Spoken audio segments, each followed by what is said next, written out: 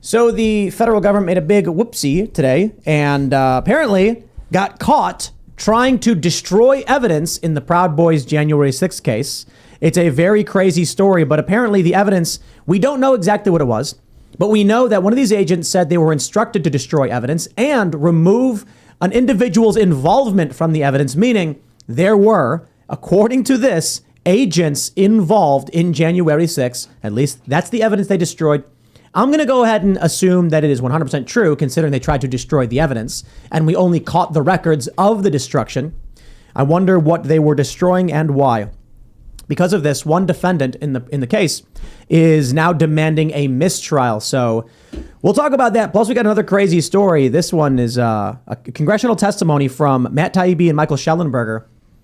This is really interesting. We've got a new Twitter files showing that there was an attempt to censor true information, according to these documents, true information that could cause vaccine hesitancy. That throws all of their arguments out the window. It's not about misinformation, malinformation, or disinformation. They quite literally were saying behind the scenes they intended to shut down the truth. So before we get into all that, head over to timcast.com, click that join us button and become a member. Ladies and gentlemen, I only get one day a year to really hammer this in, and I know I've been promoting it throughout the week because I'll take what I can get, but it's my birthday. So if you want to give me a birthday present, go to timcast.com, click join us, become a member, support our work. We rely on your memberships to keep this operation afloat. Ads are not a big portion of our revenue. You got to understand, activists come after you in this way. They try and shut your business down, but the more members we get, the more uncensorable we become. So do that. Also, you'll find in the description below a link to pre-order our new song, Bright Eyes, which is coming out, I believe, March 24th. We put up a pre-order link. We'll probably take the promotion of it much more seriously as the days and weeks move closer to as we get closer to the release date. But Bandcamp, the website that hosted our music, not all of it, we have other websites that we use, deleted our account as well as 5 times August, and I believe also Bryson Gray. And the reason is they desperately fear us getting involved in the culture game, because that's how you win a culture war, with culture.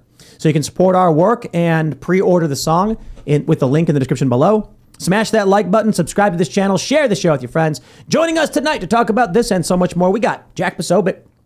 Well, Tim, I'd just like to thank you for being so inclusive and allowing federal agents like myself to join the pod, the fediest fed, the glowiest glowworm of them all. Yes, here I am. And I'd like to let you know that in addition to hosting Human Events Daily, everything that I'm wearing right now comes from mypillow.com.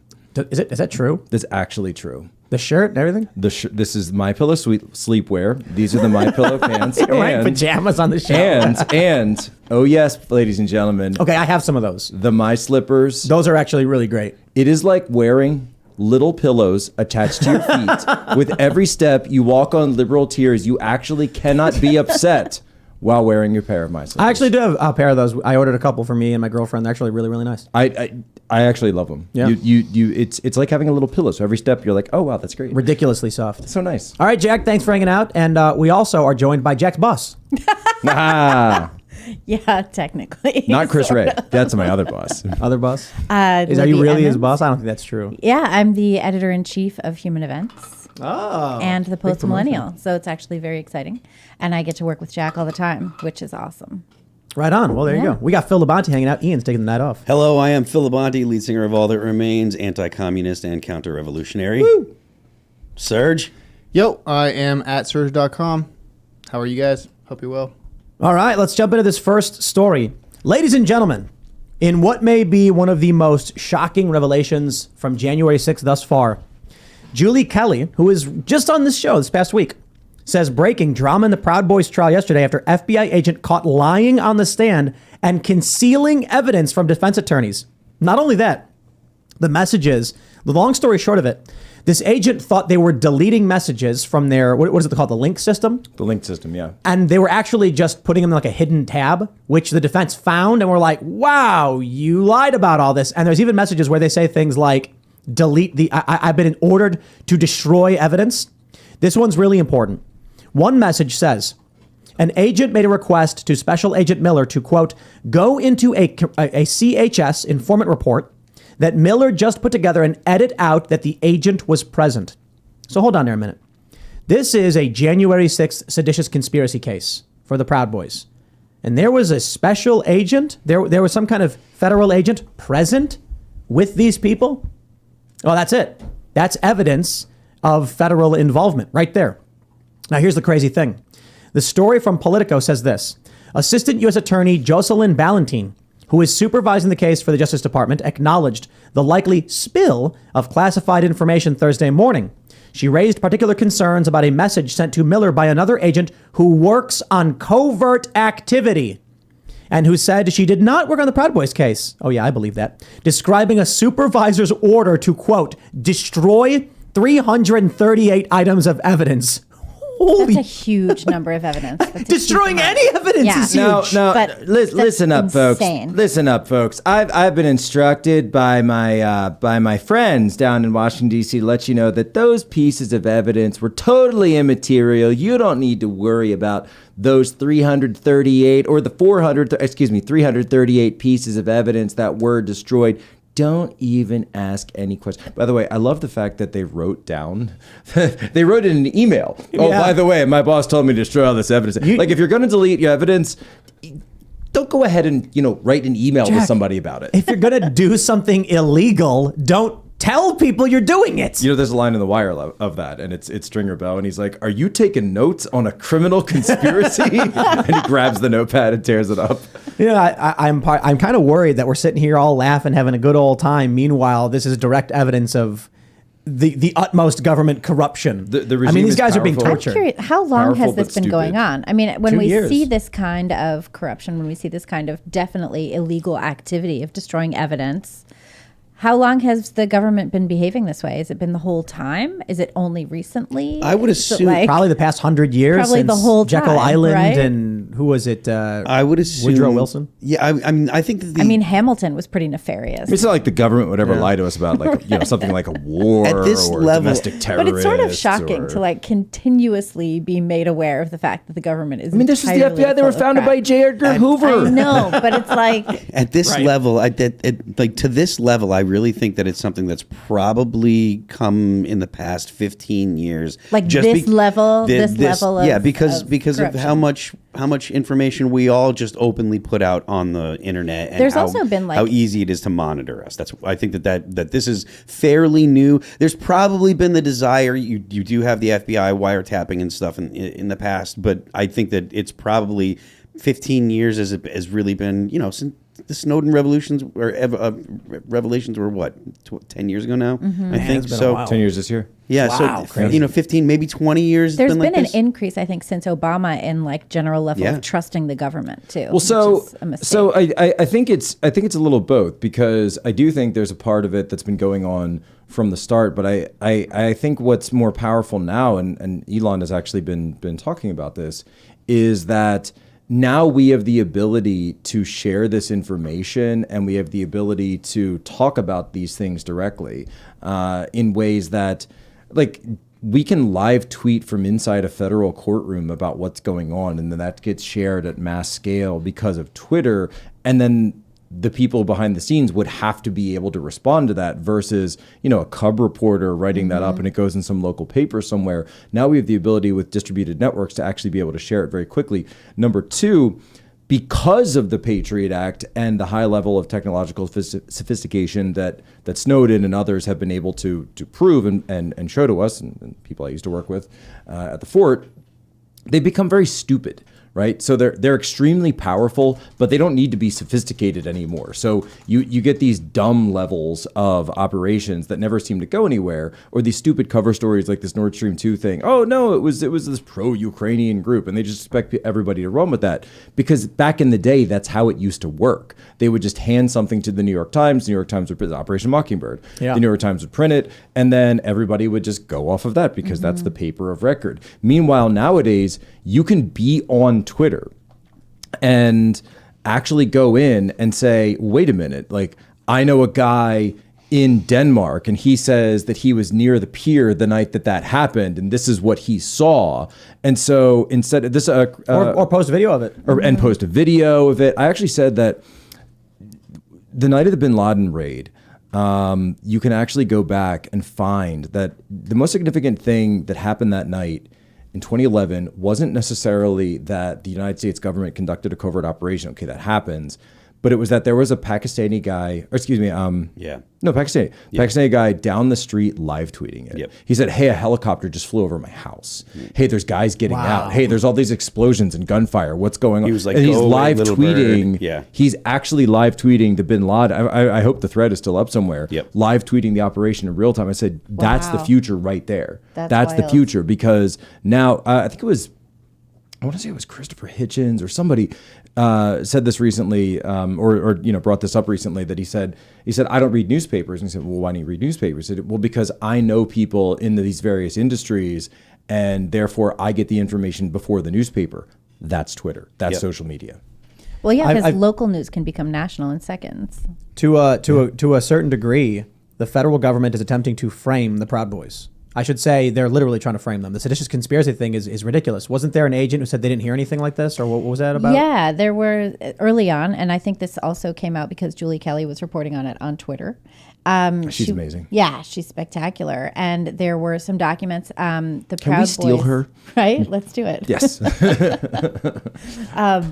Yeah, so there were some documents from that she had posted where FBI agents or whatever federal agents had said that they were with the Proud Boys and that they were like embedded with them, and that they heard absolutely no evidence of pre-planning of January 6th at all.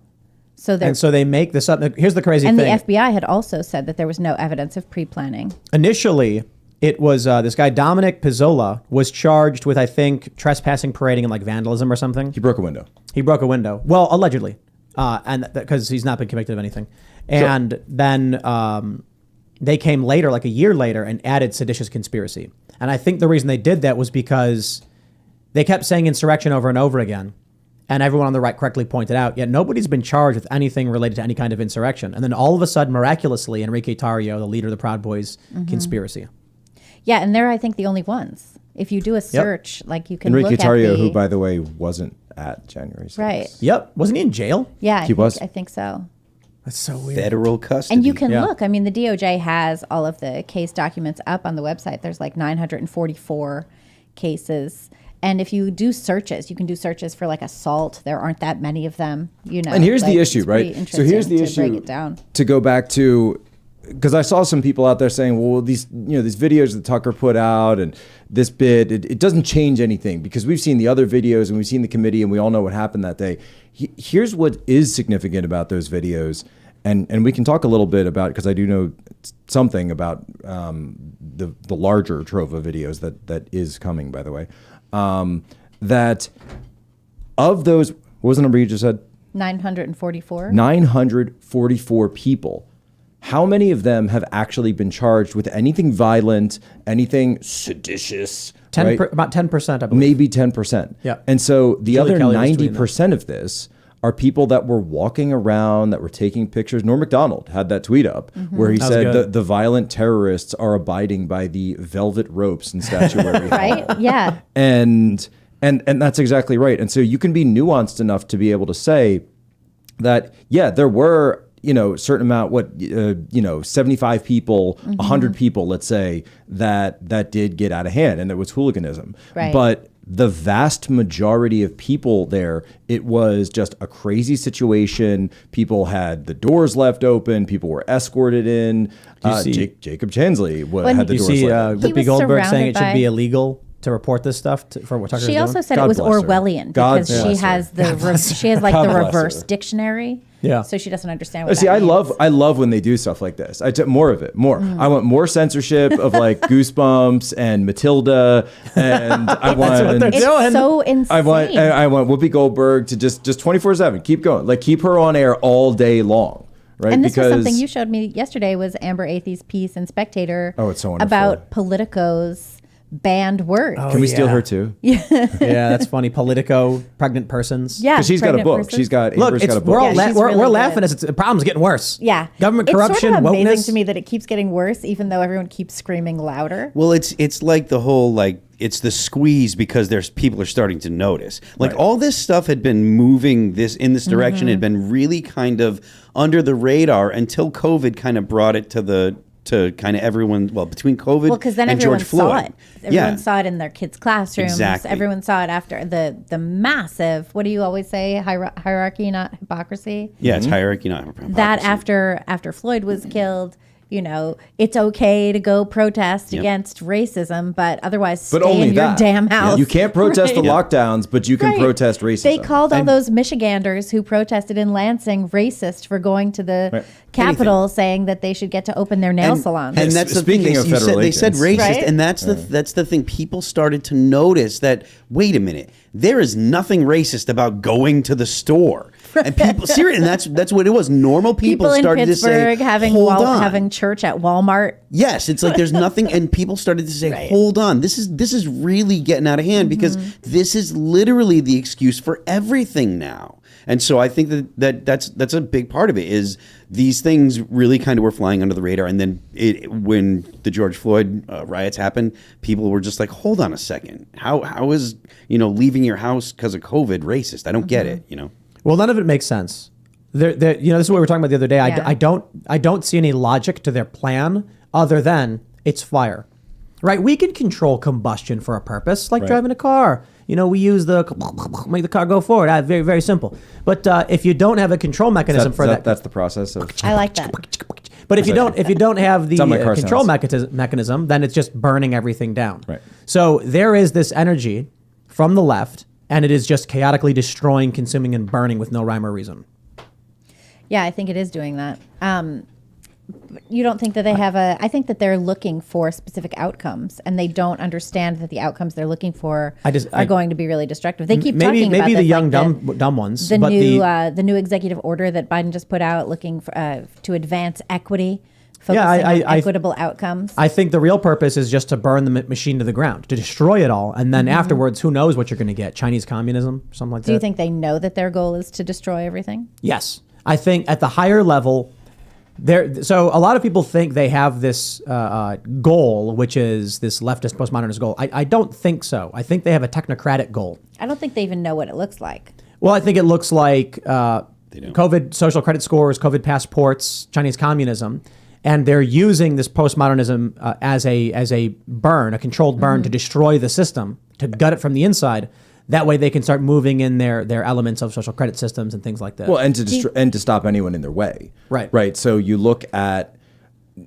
take January 6th as not a singular event, because take January 6th as the culmination of everything that happened in 2020 plus, 6 days, right?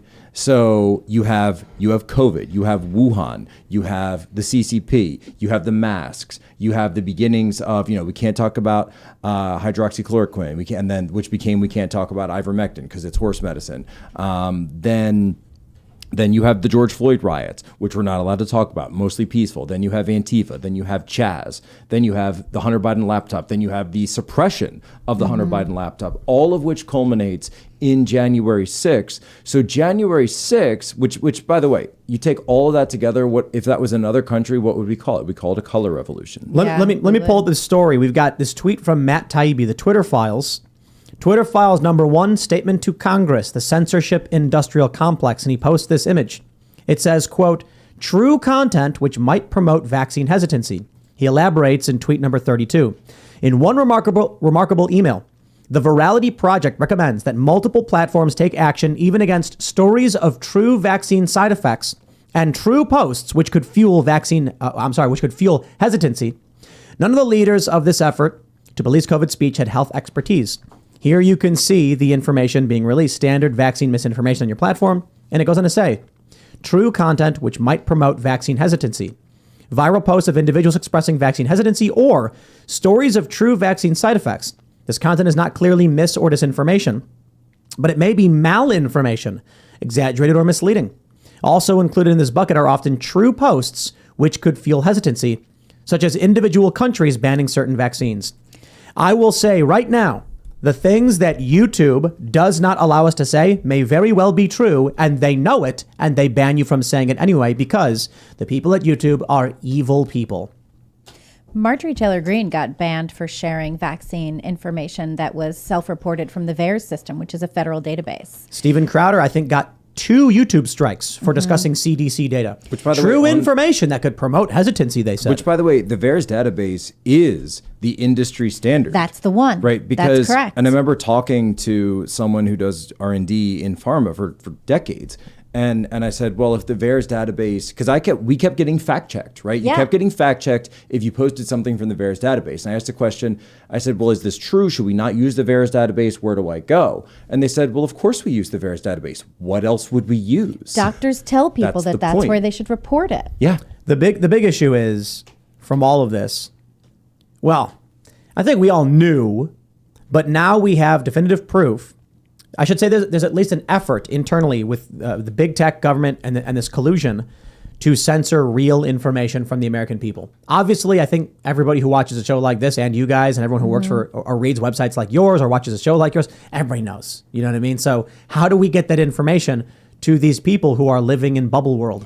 They don't want the information. The bubble Agreed. world people do not actually want facts. They don't want to know. And when you give them the information, when you say, hey, actually, here's some facts, they say, no, that can't be because that doesn't make any sense. And it's like, yeah, this doesn't make any sense. You voted for these people. This is what you wanted. You want to live in the bubble. Now you are in the bubble. And I'd just like to say, these people who are pushing all of this stuff don't think any of it's going to apply to them. I remember so distinctly when the ACA came in and there were the Obamacare mandates. And at the end of the year, you know, if you didn't have the proper health insurance, you got fined a whole bunch of extra money.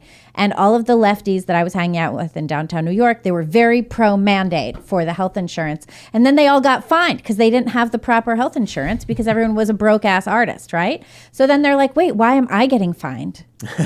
They don't think it applies to them. During the pandemic, you'd go downtown, everyone's hanging out, drinking, whatever. The masks don't apply to them. They want to push this stuff on us and stay in their bubble. They are the vanguard. They're the banality of evil. There's the banality of evil, exactly. And they know. Like the random Nazi guards who are just sitting there scratching their butts waiting to go home. These people will gladly vote for your destruction and oppression and then just ignore the rules when it applies to them and go out. There's that viral video from New York. It was really funny. It's like this street corner with a bunch of bars that are open and everyone's hanging out in the street and they're drinking. They don't care at all. Defying all of the rules. I went and out no and police I was pissed enforcement. at those people. Yeah. No enforcement. This is why we call it anarcho-tyranny. That's correct. Right? So you have people who will vote for tyranny on those of, so if like, okay, total hypothetical, but like Tim, if you or I, let's say we were going on a commercial flight and we had a knife, like we're done. You're going to get arrested. You're definitely going to get arrested. You're probably going to get federal charges. Bro, we've been swatted 15 times last year, and they've done nothing. We've had this studio evacuate for 3 hours because of a bomb threat. Right. So that's exactly what I was going to get to. That if someone's on the other side and committing actual crimes, nothing will happen to them. Yep. Whatsoever. This is the system of anarcho-tyranny, which gets to what you were saying before, that the establishment is harnessing this energy. It comes from Tumblr, and it originated there, and it got through the media, and now it's out spilling across TikTok like crazy, like wildfire. And of course the Chinese Communist Party is just like boost, because they want to demoralize our society, which goes back to what you were saying, Libby, that someone who's been, this is Yuri Bezmenov, right? Someone who's been completely demoralized will not accept accurate information. You can take them to Russia, you can show them the gulag, they will not believe you. It's kind of, Michael Knowles was on, I just saw this clip, was on whatever podcast, and he was talking about how, he's like, yeah, I met my wife when we were 10, we were kind of on again, off again for a while, and then we got married, now we have a couple of kids. And they were looking at him with that, like, it's like the fluoride stare, right? Just like, just so confused, right? Just confused, like, are you, and then they asked him, are you joking with us? Are you messing with us? And he said, no, that's just the story of me and my wife.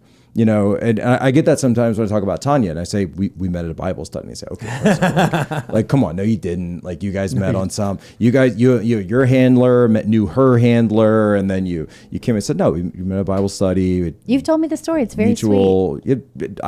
Some of the people that were at the study still follow us today, and we're all still friends, etc. And so they actually can't believe that these type of things go on, because they're so used to the world that's perpetuated by Hollywood, this hookup culture, this world that's perpetuated. For example, there was that video, and I've talked about, Yellowstoning, which is like the new thing. But there was that video, I guess it was a Ron Perlman movie, and he's walking up to a gas station, and I guess he's in the South somewhere. I shared the clip recently, Yeah. and these guys, and it's footage, right? It's not supposed to be real. And there's a couple of white dudes in a pickup truck with a Confederate flag, and he grabs the flag off and he says, "You know something, man? That offends me. You know why? Because I read my history, and those guys were losers, and that's what you are when you fly that flag. You're a loser, right?" And he throws it and gets in their face and like rubs it. And I'm like, I've never had a couple of guys at a gas station like that accost me flying a giant like this world doesn't exist except in Hollywood movies, and it's liberal left-wing fever dreams that are perpetuated to make people think, and then of course, that's exactly what I would do in that situation, except that world doesn't exist. No, I grew up in the Philadelphia area, and let me tell you something, like the gas stations that I was looking over my shoulder at, I wasn't looking for, a couple of dudes with a Confederate flag. I've never had that situation, and I've been all over the country. I've never had this situation happen. Maybe that's ever. because you were the dude with the Confederate flag. How about that, Jack? Whoa. Mic drop. Whoa. Why you flag checking me, Tim? Why are you flag checking me on your birthday? I would love to do a bit where it's like he grabs the flag and throws it on the ground and goes, "You guys are losers," and the guys just go, Hey, come on, man. We're just trying to have a good time. Come on, man. I'm just getting my gas over here. Well, we're leaving. We don't got no trouble with you. And like, that's the reality of what probably would happen. They'd be like, yo, like, what are you doing, man? Why are you throwing our flag on the ground? But that's the thing, right? Is my point is that's how they view flyover America. That's how they view places like Ohio, places like East Palestine, where they just get rid of their jobs, ship their jobs to China. Who cares about them? Who cares about the South? They're all redneck. The only time, by the way, that you see the Midwest or the South depicted in Hollywood, other than a scene like that, is horror movies. And or like Stranger Things, right? Which is obviously horror. Because anyone worth anything in those places would have already left. That's the attitude. People have. That's literally the way. So true. That's the way that they behave. So true. Because I mean, I see it in the music industry and stuff like that. There are some bands that are like, man, I love going to the Midwest because that's the salt of the earth, real people and stuff. And then there are some bands that really like the coasts because the snooty, we're better than you people are like they're the trendy bands, Right. And you really see that kind of attitude. They really do think that the people that are worth anything have left the Midwest. Because why would you stay? Why would you stay? And by the way, I say that as a guy from the coast. Libby, we're both from the East Coast. Yeah, I'm from Massachusetts. Yeah. I grew up in Western Mass. Yeah. Like you don't get much more liberal than that. No, not than Western Mass. I grew up when I started playing shows. I was playing shows in Northampton. That's where Smith Oh, my College is. goodness. And Wow. Like that's where I grew up living. Like it was the 90s, so it wasn't like it is today. But like I grew up with as progressive, surrounded by the most progressive people that you could come up with in the 90s. Those are very progressive people. Yes, absolutely. Although I was actually I was talking to this former FBI agent who was out in Portland in the summer of 2020, and he said that when they got their mission briefing, once they got out there, the officials in Portland were like, but we have to live out here, so that's why we got you guys out here. We're not going to do this work ourselves. We're very in favor of our activists. We really believe in their free speech. And when he turned in a report showing that legal observers were actually running cover for protesters, nothing ever happened. Yeah. They didn't even acknowledge it. That's not progressive anymore, though. That's not progressive. That's like tyrannical. That's authoritarian. You Yeah. stop Let's, being liberal. And So I do become- want to before we get off Gen 6, I do want to throw it out there because I teased this and I don't want to just leave it out. So this whole question about, hey, what's up with the rest of the tapes, right? And What is up with the rest of the tapes? So this plan about giving Tucker access first, this is something that I've known about since second week of January, going back, so that this has been totally in the works. But what people need to understand is that there is a national security review going on right now with all of the tapes. And it's not just 14,000 hours, it's 42,000 hours. And it's all going to come out. And every piece, because, okay, from a national security perspective, I'll put on my Fed hat here for a second, right? You can't actually show every person that's going in and out of the skiff, right? Because you might have people that are in cover that are going in there that are checking this out. You can't show every route that they take the speaker and the vice president, et cetera, because there's safe rooms and different areas and things like this. So they want to be careful with stuff like that. But as pertains to the actual people coming in, I've been told that as much of it as possible is going to be coming out. They're reviewing all of it. This is from people close to the speaker's office, that it's something they didn't actually have as a priority coming into this. It wasn't like, some deal or something like that. I don't want to say it wasn't a priority. That's let me rephrase that. But they realize how important this is, and they're actually making sure that they can send as much out as possible. And I think that's amazing. I think people are actually going to be very happy when they see what comes out. Did you see what McCarthy said today? He said, because he was talking about this, he said, that Tucker just had a few, and that they asked Capitol Police if there were any concerns, and they came back with one about exits and things like that. Exactly. And then McCarthy said, but it was interesting that one that they had a problem with, Eric Swalwell, had up on the internet for the last 2 years showing that part. Right, because, this is, JFK and Dealey Plaza, right?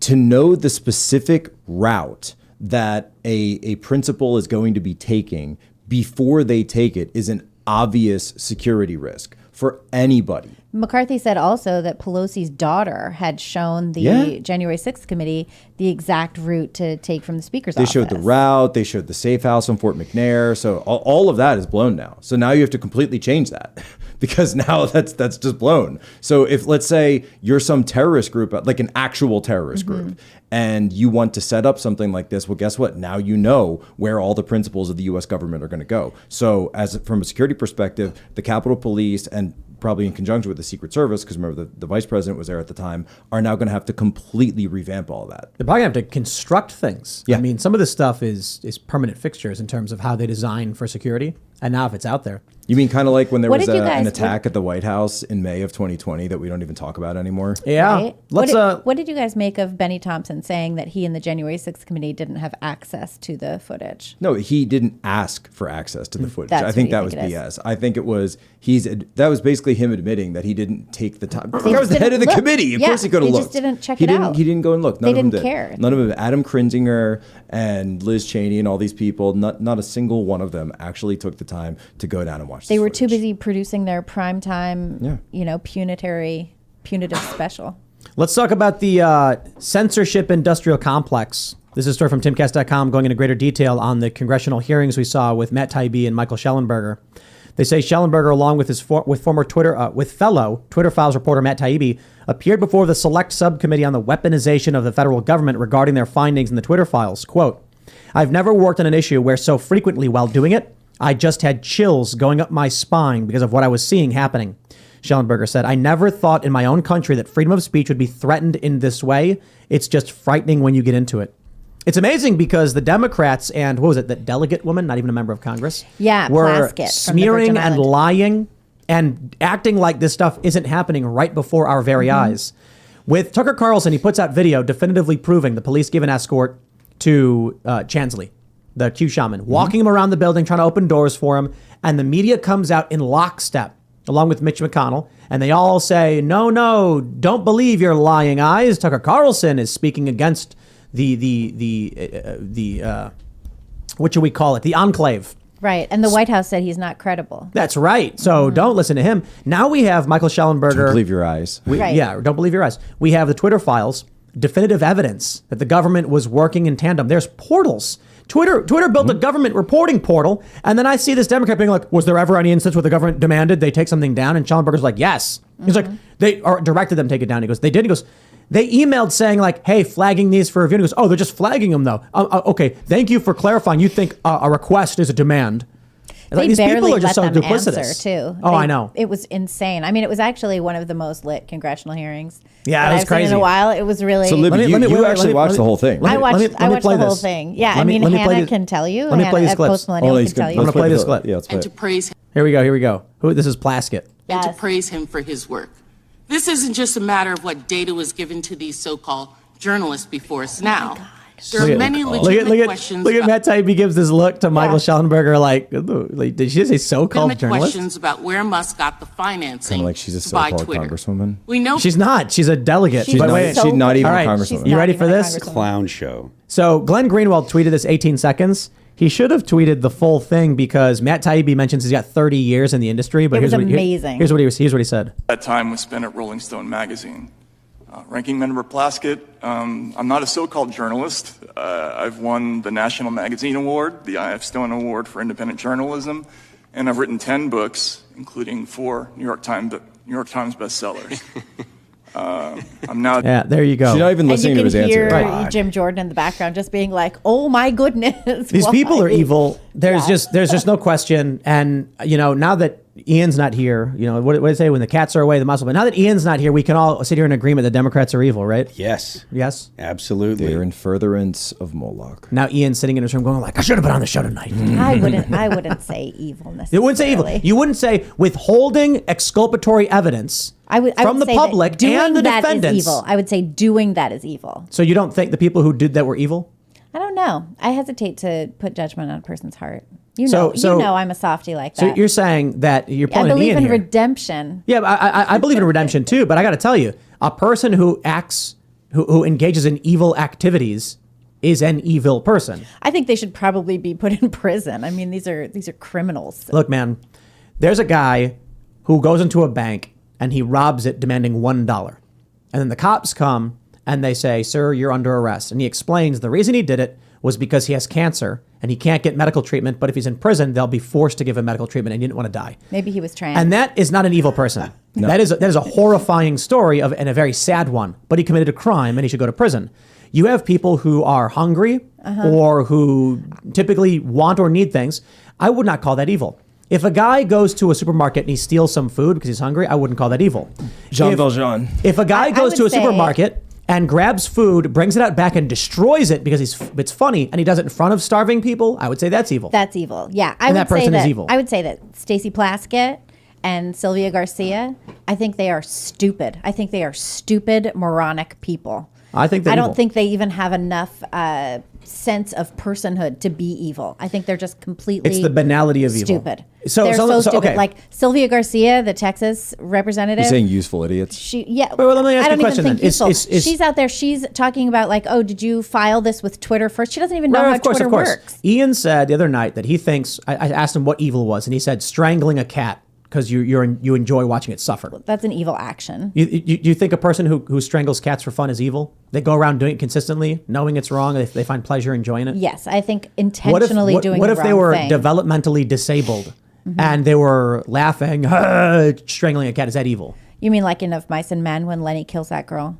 I don't know. I guess. Was Lenny evil? I in mean, the I'm- Steinbeck. I don't know. So if a person does a level of intelligence absolve someone of their evil actions? I wonder if it does. That's an interesting question. I say no. Does evil require intelligence? I do not think so.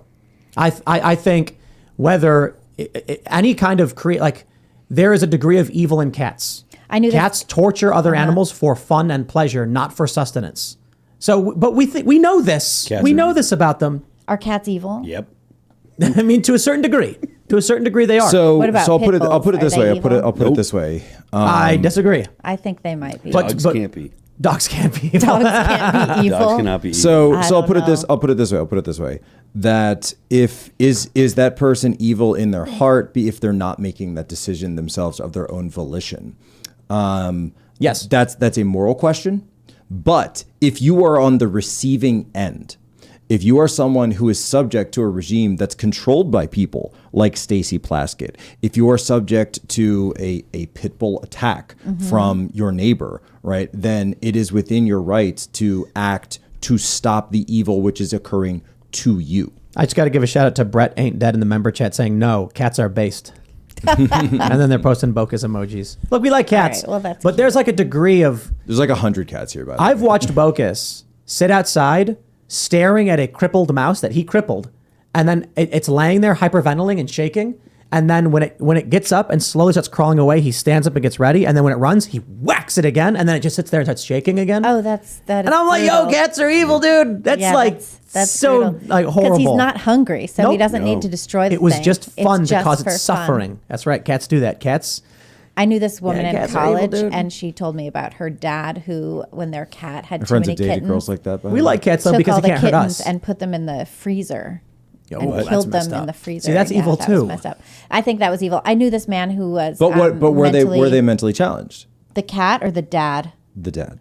I don't think her name was Jessica, but she was from New Zealand actually. So the way she said it was Jessica. I mean, look, when I it don't comes think to the Jessica's law, dad we was mentally actually disabled. don't hold someone did. responsible for a crime if they are developmentally or mentally disabled.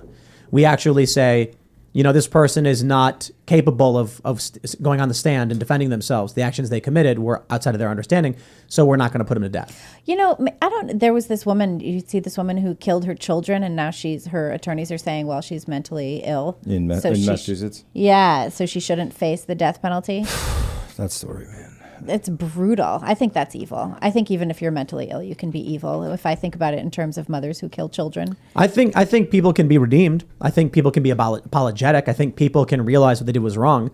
But I think she belongs in a mental institution. if you commit evil acts, you are evil. I'm shocked she hasn't killed herself. I think she belongs in a mental institution. That's what I'll say with that. What they did to the January 6th defendants is definitively, undeniably, factually, objectively evil. Yes, I think that's true. They I think withheld that exculpatory evidence, violating their rights, violating the law for personal gain, causing suffering to another person. Well, and they did Evil. it in order to bash and destroy For personal gain.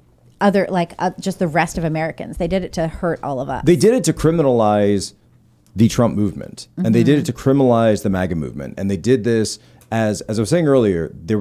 We experienced a domestic color revolution in 2020. All the hallmarks of whether you want to talk about Maidan, which Tim, I know you covered live, whether you want to I was talk there on the about we're seeing elements of this in Tbilisi right now in Georgia, that this was a domestic color revolution, and some of the same people like Norm Eisen, we may still be living through elements of it, were admitted parts of it. The man who wrote the book on color revolutions, and he's in the Time magazine article, which came out 1 month after January 6th, like the serial killer writing the letter to the police, "I got you and you will never catch me," and then signing it because they want credit for their work. So when I see all of these things happen together, then January 6th comes out as a sort of, it's almost like a psychological justification used by the regime in order to say, well, this is why we had to do all of those things. Don't you see? We had to protect you from this terrible movement. We had to protect you from these people, these 71 million Americans who are all domestic terrorists. We're going to criminalize this movement. We're going to get rid of you. That's why, and you actually are seeing elements of the symptoms of the effects of this from the Republican Party now, because you're starting to see the more establishment types are trying to go back to Reagan. They're trying to bring him back up again. We're really the Reagan party. You're even seeing Eisenhower. I'm seeing people do this now, like a lot of Zoomers they always have a Ukraine flag in their bio and they say, I'm an Eisenhower Republican, right? It's like, name one thing Eisenhower did. And I don't know why everybody likes Reagan so much, to be honest. And then gun control and no fault divorce, I'm not interested. Yeah, Well, plus and gun mass control in order to amnesty. make it harder Yeah. for Black Californians to own guns. Well, and Yeah, like what? But the That's point not being is, it's not about Reagan. It's about someone who's not Trump. It's about someone Right. who is popular, who's not Trump, that we can go back to and use as a way to shade against Trump, which is funny because originally the establishment hated Reagan. They were all behind the Bush family. And that's why you had that election in 1980 the way you did, where Bush becomes the vice president after running an extremely hard race against the grassroots populist candidate, which may be something that we see again very soon here. I say for no reason whatsoever, that they are attempting to make it painful. And Tim, you talked about this once before. You said if you're watching the mainstream, when you were talking about the 2020 election, I really appreciated your diagnosis of what happened. That you had a group of people in this country on the left that listened to the media and said all of these terrible, horrible things were happening, and they kept ratcheting up the pressure, the pain and the psychological torture, and then said, if you just vote him out of office, it'll all go away. But more than that, they then knocked on your door and said, all of the suffering you're enduring as you're locked in this building is because of Trump. Here you go. Here's the ballot to fill out. And they would say, you got it. But let's talk about the story here. Ladies and gentlemen, one man is standing up and fighting back for all of us. One man. And that man is Alex Stein, Primetime 99, suing Alexandria Ocasio-Cortez because she blocked him on Twitter after he called her his favorite big booty Latina. This is what it says. I'm just reading the news, guys. He said his favorite big booty Latina on the steps. She got mad. She blocked him. He's suing her. And this could be interesting because it was previously ruled Trump couldn't block people. And if you're a public official, you couldn't block people. She blocked him. Now he's suing her. Is this the kind of culture warrior that we need right now? Kind of, yeah. And deserve? I think Alex Stein is really hysterical. Yeah. We covered this today at the Post Millennial. Can I read you his comment about it? Read his comment. He said, I love and care about this country so much that I am able to put aside my political differences and try to come to the table with all politicians, especially AOC, because we align on more things than she probably thinks. And I want to be able to communicate to her through Twitter because it's the modern day digital town hall, and political free speech is the most important protected speech in my opinion. That was all just the one sentence. Yeah, and then he said, great. I love AOC and I hope she can find it in her heart to unblock me. Oh, wow. I think Alex Stein actually does really good work in that it's cultural, it's fun. He's not even really conservative. If you've ever listened to his actual policies, he's been on the show. Really. He's fairly moderate or even liberal in some regards. But this is the reason why I think this story is interesting. He's very anti-NASA, if I remember correctly. Yeah, he's anti-NASA. That's a wild policy. Yeah. We argued quite a bit about how the moon landing. He does not believe it happened. Obviously, failed. Wow. Okay. Yeah. Yeah. Okay. Yeah. A bunch of globetards out here. That's what they say. The globulists. Globulists. There's a funny video where a guy does an experiment. There's actually like 50 videos of people doing these guys doing experiments to prove the Earth's flat, and they accidentally prove it's round. And they're like, "Wait a minute, how is this happening?" One guy went on a plane, and he's like, because the Earth is round, the plane will have to dip down every so often to to level out, which means if he films this leveler, you should see the bubble moving. Right. And then when he doesn't see it happen, he's like, that proves it. And it's like, dude does not understand how it works. Gravity works. I've been in planes all my life, man. I've never seen a curve. No curve. Anyway. People are complaining about Matt Walsh, saying he's too mean. And I don't even think he was that mean. And seeing like Alex Stein, Alex Stein's like a one-up on Matt Walsh. I mean, you could say Matt Walsh is direct, but Alex Stein like really grinds people's gears. Like he goes in front of the protesters. There are people who hate him. Yeah. I love when he goes in front of the protesters and he's smiling. Just like, hi. So here's what he does. Here's the technique. This is the important component of this. I love the important, that, really? The important component right. that people need to understand about what Alex Stein does is that he doesn't insult them. Yep. He laughs, says, I love you. And he's too tall for them to block, so he holds the camera up, and then he just starts saying, I love you, you guys, and he's smiling, and it drives them insane. It is one of the most brilliant tactics. Mm-hmm. So if y'all are concerned about Matt Walsh, we got Alex Stein right here, but let's be real. Alex Stein pisses people off way more than Matt Walsh does. Mm-hmm. His tactic is more infuriating. Because it's hard to counter it. Right. He's just having a great time. There's this old movie called 1,000 Clowns.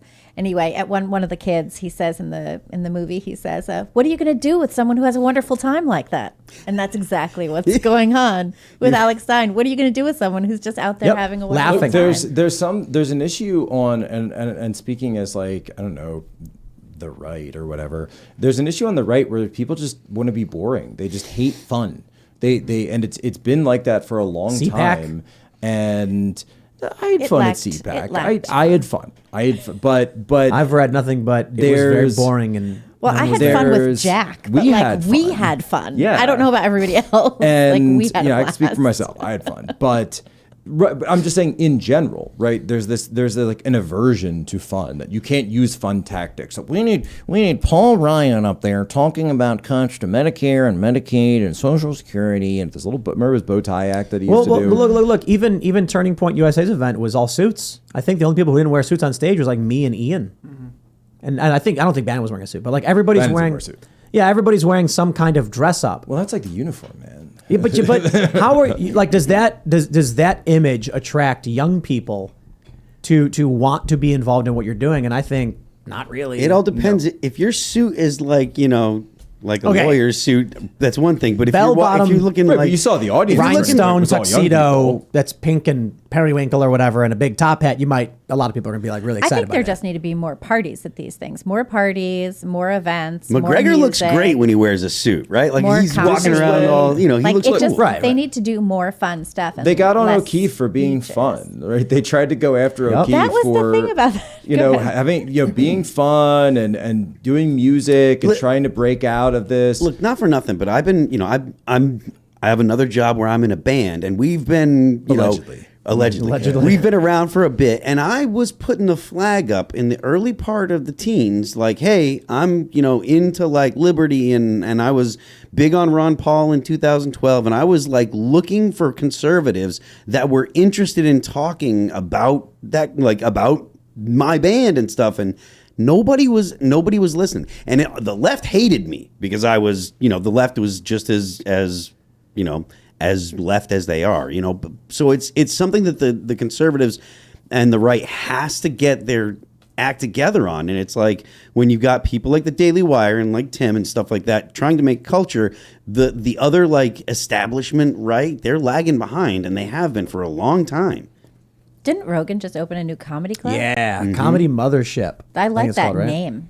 Isn't Yeah. it interesting how comedians like I wonder if we can do an event Russell there. Brand, or like you go to the older, the Norm Macdonald clips that are coming out, or even George Carlin old clips will come out, and it's like comedians have this ability to tell more truth and actually move the needle better than or Ryan Long when he does stuff to move the needle and actually get this stuff across better than That's like with people on the right. That's like with Alex Stein, right? like Ale- Because and that's it's what's- yeah, that's funny. what I'm Like if you're laughing, You know who else it's is gonna come in funny? a lot easier. Donald Trump. Donald Trump is funny.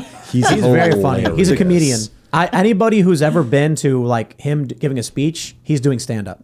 It's crazy. Well, and he a feeds off stand-up the crowd. routine. He's great up there. It is like George Carlin was comedy with some politics. His is politics with comedy, but like you're laughing the whole time. It's crazy. It's a And Norm fun Macdonald, time. one of his final interviews, he actually says that. It's like, I think with his sister-in-law up in Canada. And he was talking about how he kind of catches himself. So Norm is in the interview, and he says, he's like, I went to see Trump at one of these great, not that I went. I just want to see what it was like, right? He kind of catches himself before he just admits to going to a Trump rally. I love Norm. And he said, but I went to see him do one of these speeches, and anyone who's been in the circuit knows exactly what he's doing. That it's a basics, it's a stand-up routine. He's putting on an act. Yep. He's got his material. And what's great for him is that so he's able to use whatever's going on in the news cycle, can then feed into that. And it was even better is that so the reporters in these, if you look at it through that framework, the reporters become like hecklers. And so they're heckling him. And of course, the greatest one of these, the greatest exchange is the one reporter, and he goes, all right, yeah, you ask a question next. Look at her. She's shocked. She's in a state of shock that I called on her. And he goes, I'm sorry, I wasn't thinking. It's okay. I know you're not thinking. You never do. Excuse me? quick. Excuse me? He goes, It's no, sorry. funny. Ask your question. Go ahead. Make it a good one. I went to that White House social media summit. I was the only one not wearing a suit in the White House. That Oh, was really? funny. You went to that? Yeah, I was with Bill Ottman. And my goodness, I have so many questions. he just gave a speech, and then we didn't really do anything. Nothing got resolved. I thought there was going to be a real conversation around. Were there like memes like posted up and stuff? Yeah. Like Twitter posts, Yeah. like on and tweets, easels yeah. and stuff like that. Right, It was really right. funny. And but we were just laughing the whole time. I mean, he was doing stand up. One of my favorite things is when he was like, the lights, they make me look orange, and like he knows he's a funny guy. That's a huge thing with him though, because he's been doing media for so long that before you do an interview with Trump, he will sit there and say, let me see how I look. Let me see that. Let me see the look. Do I look No, I don't orange? like that. Turn that light off. That light turn off. Turn this one on. Turn that one off. Wait, no, angle this down. He'll do all of that because he gets it. He gets how that system works. And he knows that image is everything. Well, it goes back to I the heard JFK Nixon debate. Yeah, Nixon the was sick 1960. and- Yeah, exactly. CPAC is supposed to be the big deal. And all I've heard from people was that it was stagnant, it was boring, not many people showed up. I had someone say that 10 years ago they went, you couldn't even get a hotel room. This time they showed up like a day right before the event, and there were tons of hotel rooms available, like nobody was coming to it. And that's kind of worrisome, I would say. But there's got to be... Well, it's not an election year, so that's part of it. Still, I mean, there's got to be some energy. Something's got to bring some energy into... Maybe CPAC isn't the answer. Maybe there's got to be some kind of like... I don't know, coalition. Well, it's also, I mean, What about I will say this Coachella of the though, right? is that CPAC, I mean, I think Yes. that, I mean, that's kind of what Americafest was, Right. basically. well, but I mean, like More music. Yeah. But- So but you mean Five literally with music? Tom Yeah. McDonald, Oh, okay, yeah. Bryson More Gray, fat. 5 Times August. All about it. Who else I would we love got? that. I was talking to All Five That Times Remains. August because I was talking to him about how he was banned from Bandcamp. Who, Bryson? 5 Times Times August. August. Yeah. Yeah. And I find it really, I know there's a ton of streaming platforms out there. It's not like, you have to just pick one and that's the only one out there. But I do find it surprising the way that tech companies and culture spaces are shutting out people that they just disagree with. And what I think also we're gonna- found surprising I is think that we're gonna sue Bandcamp has not replied to anybody. Did they ever get back to you? No, I think we're going to sue him. Normally you never say these things, like you just file, but we're in a different kind of political landscape and cultural landscape. So I think the current plan is we're exploring a crowd fund and potential class action. I think, for us, Timcast Music had probably 25,000 sales, and through Bandcamp it might be like 10,000 or something. So it's 10,000 people. Well, the issue And then is you've got 5 Times August, Bryson Gray. Bryson Gray mentioned he was banned as well. I don't know why. They've given us no reason. They have an absolute termination clause, but I'm not sure that matters for the people who purchased the product they can that's no the longer get issue. access to. They can't, yeah. So the idea right now is I'm talking with a prominent lawyer on censorship issues, and I said, what do you think? Breach of contract. We've got customers who can no longer access a product they've paid for, and we have no vehicle by which to refund them because it went through Bandcamp, and Bandcamp terminated our accounts without notice. So there's a problem right here now. People are like, hey, I bought a song, I can't get it. Okay. And Which is breach of contract. That sounds like it for they, sure. So they have an absolute termination clause. They say like we can ban for whatever reason, but that might not actually hold up in court. You can say whatever you want. It doesn't mean anything. So What about for the users who paid the money? well, exactly. Right. That's what I'm saying, So yeah. they still have accounts. They're still expecting to get what they paid for, and they have no access to it. So our account needs to exist. Isn't this what happened? They can make an argument that we can't upload to it or control it, but the people who bought the music still need to be able to get it. So long story short, the general idea is going to be to create a crowd fund that would go directly to the legal team, not to anyone else involved, for the purpose of of defending this upwards of, I'd imagine probably going to be in It's the 20 almost or like a class action. 30,000 people. Right. It could be a class action suit because you've got Bryson Gray's fans. I haven't talked to any of these people, but Bryson Gray, 5 Times August, and Timcast, the combined fan bases who purchased music through that platform, it's going to be in the tens of thousands. Isn't this so similar? It's going to be a huge lawsuit. Isn't this similar to what they did at Patreon? Yeah. This is the Owen Benjamin lawsuit with And Patreon. yeah, and there was so we'll see. Here's the thing. I don't know. I personally feel that they have breached contract between the customers, between us. They've done it for unjust reasons. We can do whatever we want whenever we want, but like. I'm not sure that's true. So what we're going to do is, and if they had we a are just going reason, to, they could say what it is, and they haven't. and I think it's simply put, you'll often hear from lawyers. They'll say something like, "There's no point in filing the lawsuit because you won't win anyway." Blah blah blah. Well, that's not what we're hearing now. What we're hearing now from these teams is we actually need to pursue this stuff to figure out what the precedent is on this kind of breach of contract, but we need the money for it. So I said, okay, what if we did a crowd fund? And then we just got, I don't know, what if we got 1 million people to give $10 and just put $10 million in the coffers of a legal firm to... Ooh, that'd be nice. They could do a lot with that. Well, we could then truly figure out if these companies are truly engaging in civil tort violations or whatever, and then we could actually get some judges to issue rulings on whether or not they are allowed to do these things.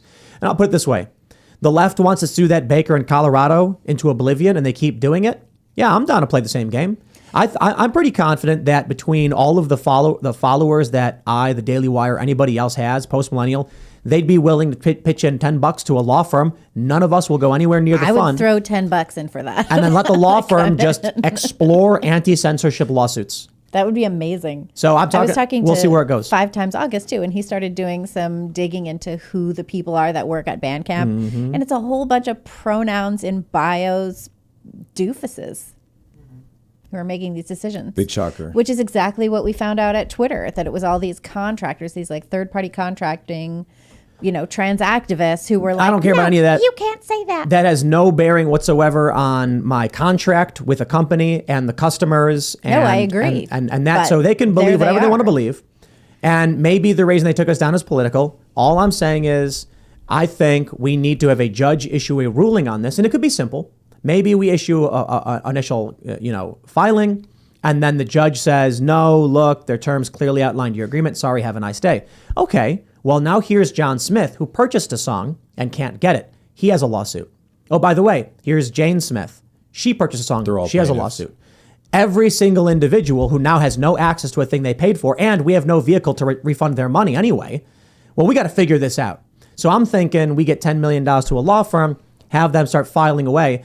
I don't know if class action necessarily is the right approach. I don't know the rules. Sometimes they force a class action. I think the appropriate thing is that some people gave different amounts of money, so because you could give as much money as you wanted. Right. So maybe the best approach is to have a bunch of individual plaintiffs, maybe 3,000 lawsuits filed all at once. Just there you go, and then we'll figure out what the And then just go from there. yeah. So we'll see though. We haven't done anything yet. I'm talking to a lawyer, and it seems like it seems like Tim, they what may you're have saying done is something wrong. you don't want to just make videos complaining about the double standards. You actually want to do something and take action. There's some other big news coming up too. Crazy. That's crazy. We're not supposed to do that. We're gonna do a show on one of our Culture War episodes, which is the Friday morning show at youtube.com/Timcast. And there's going to be a big announce coming soon about the efforts we're taking in defense of free speech. So stay tuned for that. And then there's this one, which I think we've just got, we can't keep falling on, well, it'll cost too much money, so there's no point in trying. It's like, well, look, I think they breached their contract, so let's at least have a judge decide. Mm-hmm. That's the point, right? Let's even then, figure it out. you're costing them time. You're costing them effort. Oh, no, nothing like that. If the judge came out in 2 seconds and said yes or no, I'd be satisfied. The question is, we have not gotten definitive answers because whenever it comes to some kind of censorship case, lawyers always say, it'll be too expensive, it's not worth it, you lose. And I'm like, okay, well, can we at least try? And there's no point. Yeah. Okay, what if we got a crowdfund together? Well, it depends on what your goal is. The goal is to hammer out definitively what are the rules. Right. So then there is a point. Because a baker can't is forced to bake a cake or whatever, and they keep suing them nonstop. That is insane how they. But then at the keep same going after time, that the guy. left says we can ban you, but you can't ban us. I'm like, okay, let's just stop arguing about it and have a judge decide. Which is a Simple. fundamentally different argument, and though, the left because go ahead. I was going to say, because in all of those instances, how many bakeries did you drive past before you found that one bakery? There's bakeries in every single town. With the internet and the way that it's set up in many of these cases, you have monopolies. You have many natural monopolies. Yep. And this is a fundamentally different situation. That's why Elon buying Twitter is so important, because there is only one Twitter. I have Truth, I have Getter, I have Telegram, but you know what? Twitter is Twitter, and no one's going to knock that off. This is the fundamental difference, and this is why you can't apply the same logic, because it is apples to oranges. Yeah, and it's interesting too with the left because they're perfectly comfortable censoring books, censoring R.L. Stein, censoring Roald Dahl, but they refuse to allow conservatives to take porn out of school. We just had an entire hearing with Taibbi and Schellenberger. Yes. It shows exactly how willing they are. And this is the willing. huge difference between the left and the right in this country, is the left has moral clarity and the right is scared to argue from a position of this is good for society. Well, and we see this all over the place. Terrified. We see this like, well, we have to be a little more nuanced about it, and perhaps, and it's like, no, I kind of am done with that. It's Kind of, ridiculous. I think No, that's over. it's you always want to play. They always want to play within the left's frame. They always want to use the liberal frame. They want to say, well, like Use the same stupid language. the same language that we're going to argue about. Well, I heard that You word know, was is this offensive, freedom? so Is I'll that use this other freedom? word. So I'm going to use it. Just stop. Stop apologizing for Western civilization. Stop apologizing for the Western United civilization States is of the America. best civilization. Yes, it's amazing. By the way, it's the reason we don't have child sacrifices to the sun god anymore. Okay, so I don't know. The sun god seems pretty pissed off lately. We didn't have winter this year, so maybe I was alone. Some places had pretty bad winter though. Colorado got hit. we didn't get any California snow. right we now. had no snow at all. My son was asking me that. He was like, Daddy, when is it going to snow? Because I want to make a snowman. You had no snow? Well, I mean, I'm only about an hour from here, so Yeah, I yeah, we had flurries. That's it. I went snowboarding, and it was a brown mountain with white strips going down it from the snow machines. Did you go up in PA? No, we went to Timberline. Okay, because Yeah, which is, we drove up West to PA. Virginia, I think. We drove up to PA a couple of times, and it's exactly like that. There's whitetail in PA. I think it's in PA. Yeah, there's whitetail, You can there's see it, it's Liberty, crazy. there's Round Top. Yeah, And it's like you'll be driving through Mud. And then it's like mud, snow. But cool thing though is, and Livia, I know I sent you the videos of this. We actually got 4-year-old Jack up on skis for the very first time, and So cool. I know he and his brother AJ are watching. So Jack, you did a great job skiing, buddy. Didn't French fries pizza. Didn't that beaver look at his shadow and it was supposed to be winter for a long time or something like that? I don't remember. No, I think that was Pete Buttigieg. And what he was Oh, looking yeah? at, unfortunately, it wasn't a shadow. It was the shadow of another derailed train in the It Midwest. wasn't his shadow. It, It was was the just like the smoke toxic from the. It was the chemical. toxic smoke that blocking out the sun because he signed off on a chemical attack on the Midwest and the people who live there because they voted for Donald Trump. And he said, "Oh, don't worry about that. We're totally fine if you and your progeny die out because we don't want you anymore." Yeah. Yeah, they definitely don't. Yeah. Well, I think in terms of culture war issues, there's a couple things that need to happen, and making culture is one of the most important things. And then lawsuits, because the left is doing lawsuits left and right. Of course. And the right has sometimes. The right will sit there and complain about Mark Elias, and I sit there and go, well, Mark Elias Exactly. wins. Where's our Mark Elias? Where's this guy? Oh, the left is ballot harvesting. They're beating us with ballot harvesting. Where's the right's ballot harvesting? Well, Why that was doesn't the right interesting. Trump have... said we're That going to was get really good at it. CPAC. Yeah, Trump he said that. finally, and I'm not going to say finally, he did. He came out and said, he quote, truthed me on this. And I said, why doesn't the right have... Is there a distributed nationwide network of physical congregations, okay, I'm giving it away now, physical congregations of conservatives or people who are at least center right that meet weekly Perhaps. throughout the entire year in every single state in this country that the right could utilize for the process of ballot collection? Yes, and it's called churches. Don't try to reinvent the wheel. Ballot drop boxes in every single state where it's legal, period, make it happen. Every church? Just put yeah, it but out. you got to increase church goership, Well, I we mean, gotta- More people go to churches. there's a massive amount of it. There's tons of it's as high as it There once was. is. No, but America it's- is like the if you- last Christian nation. If you how do you- tag this into every, I I'm know, talking right? evangelical It's true. churches. I'm talking about traditional Latin masses. I'm talking about, mainline, et cetera, right? Anywhere where you can go that's willing to do this. And in this, there was in Orange County, California, where the Republicans kept getting their butts handed to them because of ballot harvesting, which is a traditionally Republican area. They started doing this in the churches out there. And the left, the Democrats, were suing them over this, saying, "Oh, you can't do that." And Why? They said, What was "Why?" their reasoning?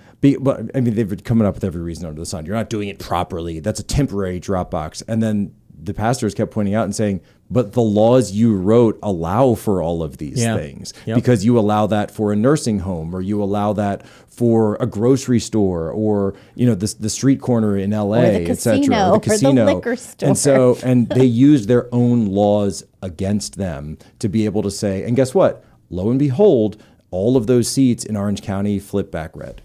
I feel like this country is in desperate need of religion. I think that's true. Tim, I couldn't agree more. Yeah. I was sort of interested in I know you and I disagree a little bit on this, but there was What do we disagree on? the revival in Kentucky at that school for a minute. Oh, no, I don't disagree. Made a couple of days of that. I think it exactly shows that yearning for It's substance. this desperate need for spiritual fulfillment. I think because of liberation theology that even if you have a resurgence of religion, you could very easily have the same problems with Marxism. Right now, there's there are right Marxist church. Well, I mean, Yeah, we do there's- have issues in the Catholic Church in the right United now States for sure. there's significant issues. Well, we're dealing with that in Colorado. Yeah, right. I saw that. There's significant issues with Marxists in Catholic church, or not just Catholic churches, but in churches, and it's all liberation theology, and it is just as vulnerable. Well, it's not just it's in the Vatican. Look at the Pope. Yeah, right? exactly. He's 100%. literally one of these guys because it came 100%. from South America and he's from Argentina. Yeah. And what you're talking about though is it's a political materialist ideology that has nothing to do with actual religion. I disagree. I think that it supplants religion for a lot of people. Yes. You could say it supplants religion. Sure, It's a pseudo religion. It's like, but it's not a theology. it's like watching a mannequin come to true life theology. and start walking towards you, and you know it's not a person. It's like being a duck and then seeing a decoy duck and thinking it's a real person. Yes. Or That's like that what weird wokeness kissing is in machine. terms No, of. but that's what I'm like saying. That's what I'm saying. connected It to is your a false phone. religion. But it Yeah. performs the Gross. function. and You're praying to something that is not real. I understand that you're a believer, and so I don't want. Wait. Sorry to interrupt. Can we like co-opt the woke? Like, can we make the symbol for wokeness a golden calf or something like that? Oh, Is that that's offensive? that's a great idea. great. That's Like perfect. like Kinda ball. is. Yeah. and so, for sure. but my point is though that it's that in that should type be of that. religion, it's a religion based in materialism, which a true Yes. religion would not Well, be based in materialism. Right. I Which mean- is, of course, what the golden calf was based in. Correct. It's sort of is for the average person, yes, but I mean, like people like James Lindsay are talking about a lot of the old religions, kind of that it's kind of latched onto, and it's not so much secular as it's not as secular as most people believe. Well, But I and think it it's does pretty perform secular. it performs the same function as religion now, though. Yeah, And but it- I mean, it's just there's been some little replacements, right? So instead of worshiping God, you worship yourself. Instead of believing that you have a soul, you believe you have a gender. Well, I mean, I don't know that. Identity. Yeah, identity is part of it. But the thing about identity that is so important in the identitarian movement is it's not enough to identify as something. You have to be claimed by the others who identify as that thing as well.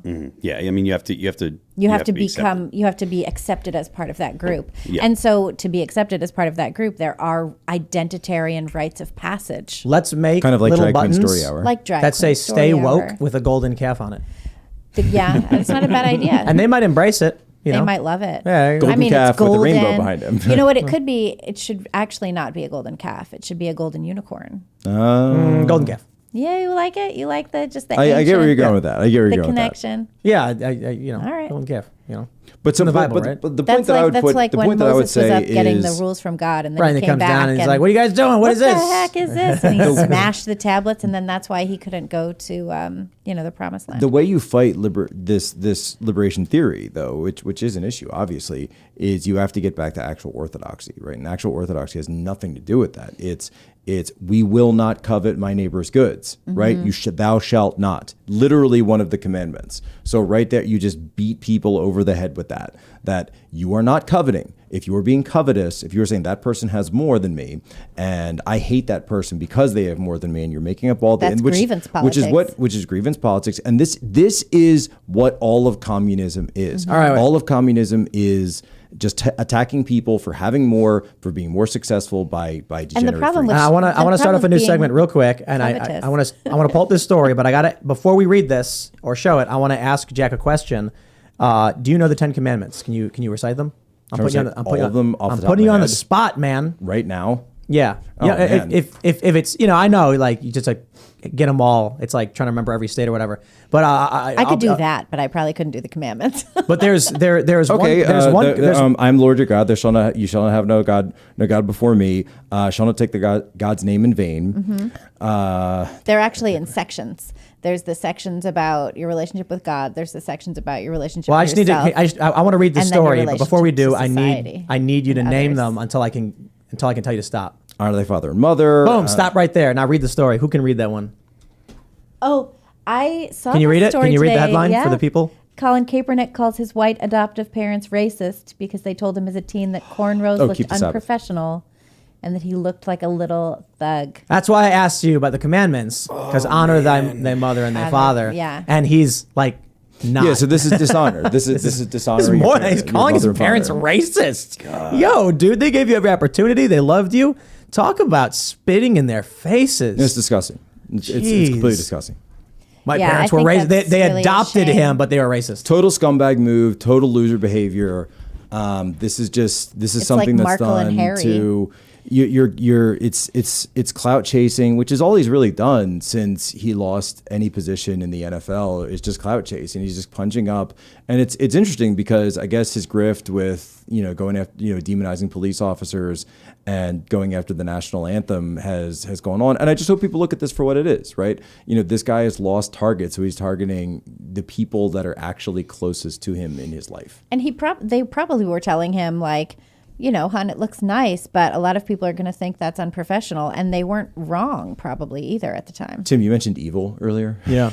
I mean, I think this guy's evil, but I think he's the more banality of evil. I mean, I just think it's an evil act. I think it's an evil act to speak out against your parents in public. But by the way, not if unless if your parents have done something wrong, Right, then exactly. of course, yeah, obviously. But in a situation like this that I'm talking about, where you have people who adopted you, raised you, got you to the point where you're obviously very successful, and then to turn around and slam them.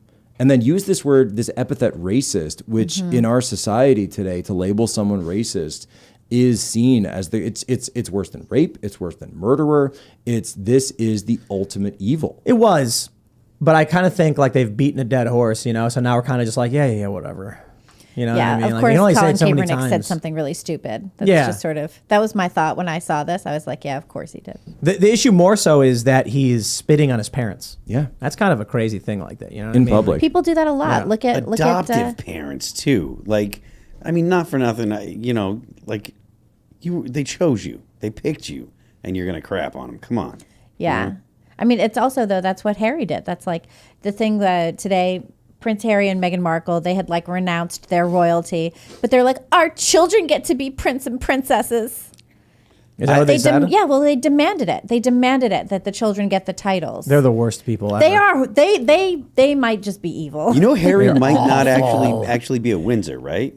All I know I heard is that whole story. I want a Him and browser Justin extension. Trudeau. I want a browser extension that when I turn it on, it erases their names from any website I Just go so on. you never have to see their See, stupid, simpy faces. No, he's the simp, right? Yeah. So I do think that Harry and Meghan is very indicative for not just the young men out there, but also young women, that this could be you.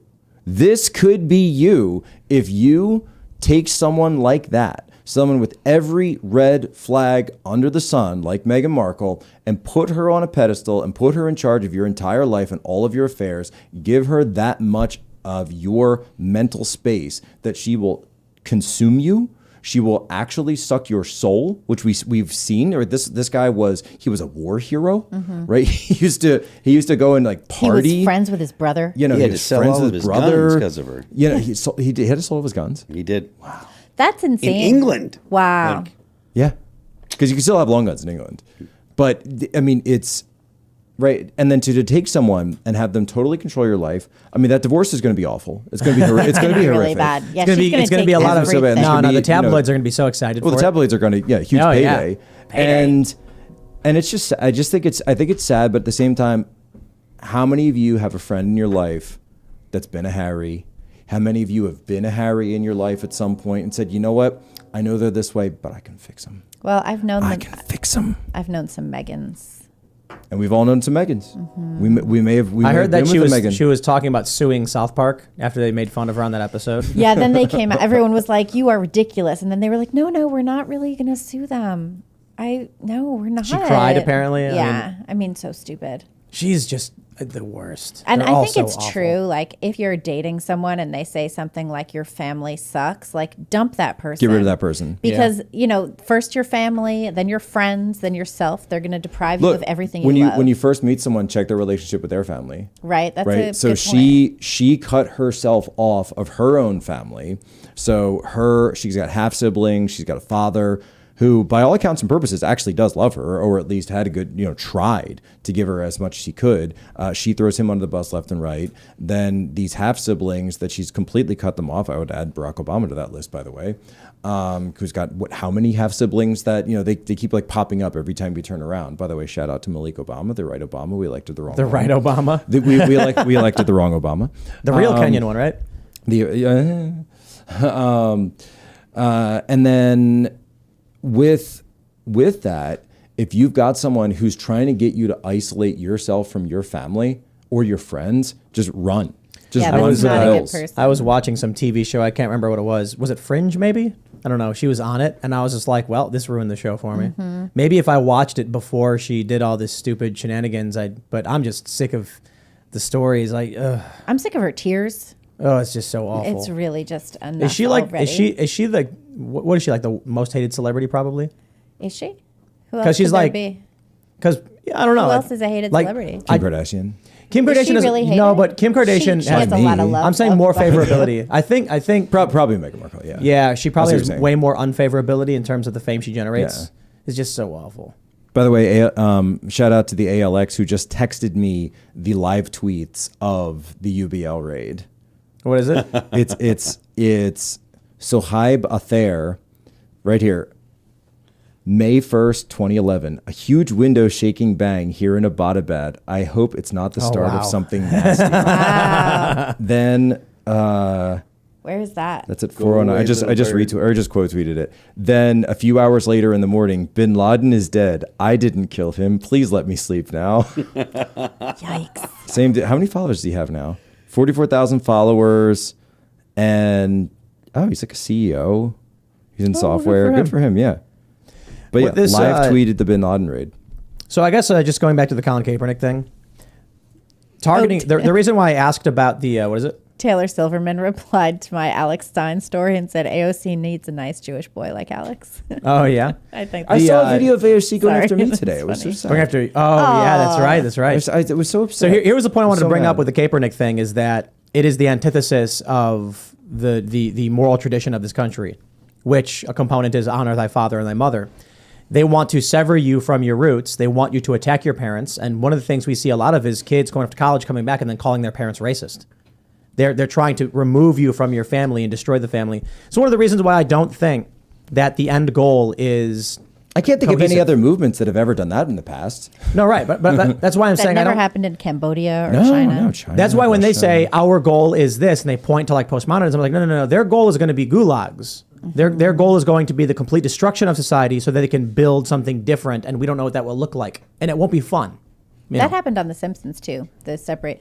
Do you remember the one where Lisa's way older and she talks about how her dad never did anything for her, and it's like he literally took you to the music store when you could barely speak. Oh, and bought you yeah. a Oh yeah, and this was saxophone. they kind of like retconned Yeah. Oh, The Mo-Bo-Bo, Simpsons. you know. And, Oh, yeah. and it's Yeah, it's that it, was I know what you're annoying. talking Wait, about. what is So- it? A new episode or something? So it was a new Yeah. episode where she was talking about, my father never did anything for me. He hated me. He was always against my my musical my musical leanings, etc. And it's just not true, because you can go back to those old Simpsons episodes, and the crux of it was always that, of course Homer is A drunk? a little bit mentally deficient and obviously a drunk, but he loves his family, and Yeah. he always is trying to do the right thing, and it's his buffoonery that becomes the joke.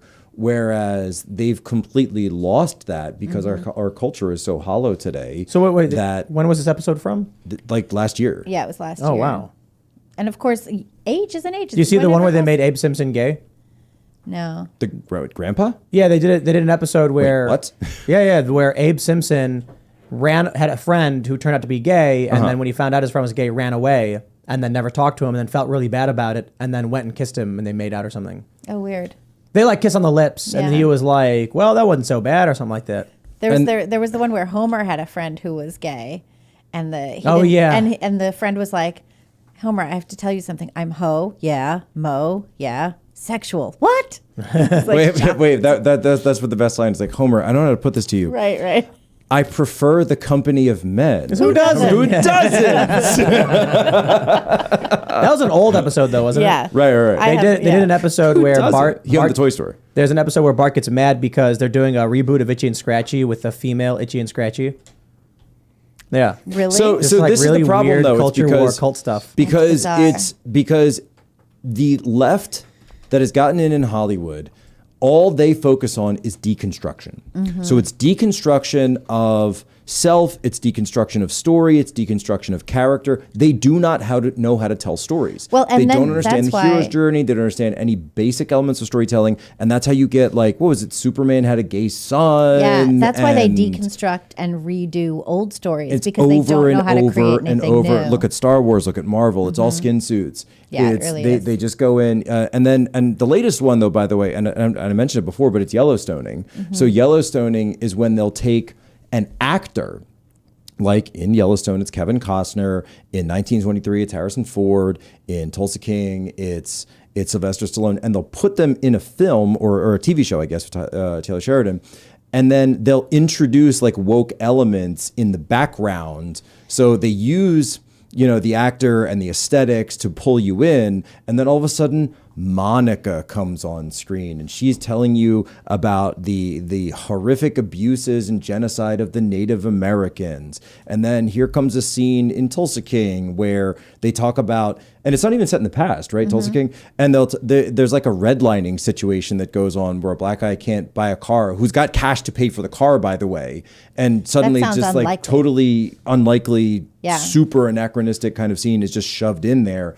And Sylvester Stallone's like, hey, yo, I mean, the and only beats way him that up. it would work if he can't buy the car is because there's something wrong with his, social credit score. Which, by the way, the guy actually was a criminal. Right. I want to read this. I pulled this up. I Googled it while you were talking. The Simpsons arrive in Texas to find the grandpa didn't actually ruin Philip's life, blah, blah, blah. He and grandpa reconnect, which causes Abe's feelings to resurface. He then begins contemplating the possibility of being gay, too. Philip and grandma continue talking while memories of the past dredge up emotions. They both shared for each other. At that point, grandpa is ready to kiss the only man he ever considered kissing. Then they kiss. That's The Simpsons. That's The Simpsons from 2019. That doesn't sound great. Again, it's deconstruction. It's just deconstruction. It's deconstruction of character. So we have to deconstruct identity. We have to deconstruct sexuality. We have to deconstruct the backstories because they can't actually come up with a new story. Yeah, they don't know. How to Remember write when they said anything Beethoven new. was black? I remember this. It was like a big this story whole they theory. did. It was this whole theory. Jeez, Beethoven. dude. I did not hear this. You didn't hear that one? Let me see if I can pull that one up too. Sort of lucky. It's like Yeah. when they say Shakespeare was a woman. It's like, no, Shakespeare was this guy. No, definitely not. He was born in Stratford-on-Avon. The Guardian. Beethoven was black. Why the radical idea still has power today. I hate that kind There of you go. stuff. They did it with Great Gatsby too. They said they're- F. Scott Fitzgerald was black? No. That No, would be they- a What, there what's was the a- what's there- the 1984 quote? Every article rewritten or whatever. Every article will be written. There was a double plus on good. there was a professor who was teaching Great Gatsby, and he said, my students don't understand this book. They don't get it. Which, by the way, which is another book that is very similar to the Harry and Meghan situation. It's called like Yes, it is. don't be simping, right? So Gatsby was This a is simp. like your favorite theme It's my favorite for thing. young It's my men. favorite. Well, the other one. The other one is Incel of the Opera. That's a good amusing. one. I know, like right? No, so that one's not as developed, but it's clearly there. So he's and what is it? Mabel, the girl. Mabel? No, in Gatsby. Oh, I forget her name. Right, but so he's yeah. right. So rather than go and just find always think of some Zelda, but rather that's than not go and her. find some other girl, he's got to completely change his entire identity. He's got to buy a mansion directly across the bay from hers. He's got to, and then eventually he holds these parties to try to get her in. But no, the professor says that's not good enough because I won't teach it as the dangers of simping. No. It's we're going to make Gatsby black and teach it this way, which totally changes the novel, has nothing to do with what the story was, and sets it up in a completely different way. But this is a narrative that my kids are going to be much more into. Well, why is that? Yeah. Right? Why is that? That's because you are perpetuating You're these telling them narratives. to be. You're Yeah. telling them to be. Where in reality, and then of course at the end, Gatsby takes the manslaughter charge and says that he was driving the car that she drove and then hit and then killed the guy. Which leads to him dying because Yeah. the boyfriend comes in and says, "Oh, Gatsby was driving," kills him. Are there any prominent leftist histories that we can retcon? Prominent leftist history. You mean like how about Che that? Guevara was a devoted How about that- anti-LGBTQ activist or and family how man. about- Went to church every Sunday. There's How about plenty that of them. Angela Davis I'm pretty sure that's actually true, is though, descended about from him. the Mayflower? Yeah, That's a great but story. But wasn't that? yeah, but that story is stuff. literally about a person whose ancestors were raped. So Yeah, it's not that's like- what I it's was not going like to say. it. That's why I didn't go But on you that can one retcon either. that. Yeah, everyone. You could retcon it. You're Everyone's like, absolutely haha, right. you're the Retcon defendant it. of slave owners. And it's like, you do realize it means that they were raping them, right? Like, that's not a good thing. That bolsters her point. That it strengthens her point. That's actually horrifying. Yeah. But like, you know, But you take- could take- retcon plenty- it. there's was my plenty. No, point. retcon Che Guevara. Say that he was like a suit wearing, tradcon. Or just that he was bougie. Worst of all, wait, guys, you're missing Yeah, he was worst a- of all. he was a day trader. What if Che Right? Guevara was secretly white? Oh, that's right. Well, I mean, he he was. Wasn't he white? What actually? secretly? Yeah. No, just complete. Not Cuban. even, Che was actually short for what? Charles. Charles. That's right. Charles. And Guevara, that was a nickname. Guevara's nickname? Because he ate a lot of guava. Yeah. What was that's it? a good What was one. Gonzalez. He's a white Charles? European Spanish guy. just a white guy. Charles. Charlie Gusto. Charlie Gusto. I had a professor in grad Retcon school Che who's Guevara. Cuban. Che He's a Guevara. Cuban playwright, right? Right. He's like, and he was casting Olympia Dukakis, Eduardo Machado. He was casting Olympia Dukakis in some whatever thing that he was doing, and the producers were like, "No, you can't put Olympia Dukakis in because she's supposed to play a Cuban mom, and Olympia Dukakis is white." And Eduardo was like, "I'm white. I'm Cuban. I'm white. Yeah. My family is white. We're Cuban." Like, what do you mean? Like, Olympia Well, that's Dukakis looks great for this part. Have you Ooh, seen the what's that tweet story? where they said that woman was like, white people shouldn't be speaking Spanish? And then someone responded, I'd like to introduce you to the entire country of Spain. Right. It's Like, it's in Schrodinger's Europe, white dude. person. Yeah. It's Schrodinger's white person. It's white. So, they're white. so when is the it's- when it's English acceptable. language? Then I always say that. Like you're saying all this in English. I don't like saying Schrodinger's. We were talking about mixed race Asians, and I say Heisenberg's uncertainty marginalized people. Yeah. Because with Schrodinger, it's like the cat is in a superposition of both at the same time. With Heisenberg uncertainty principle, it's we don't know the point at which Right. the waveform collapses.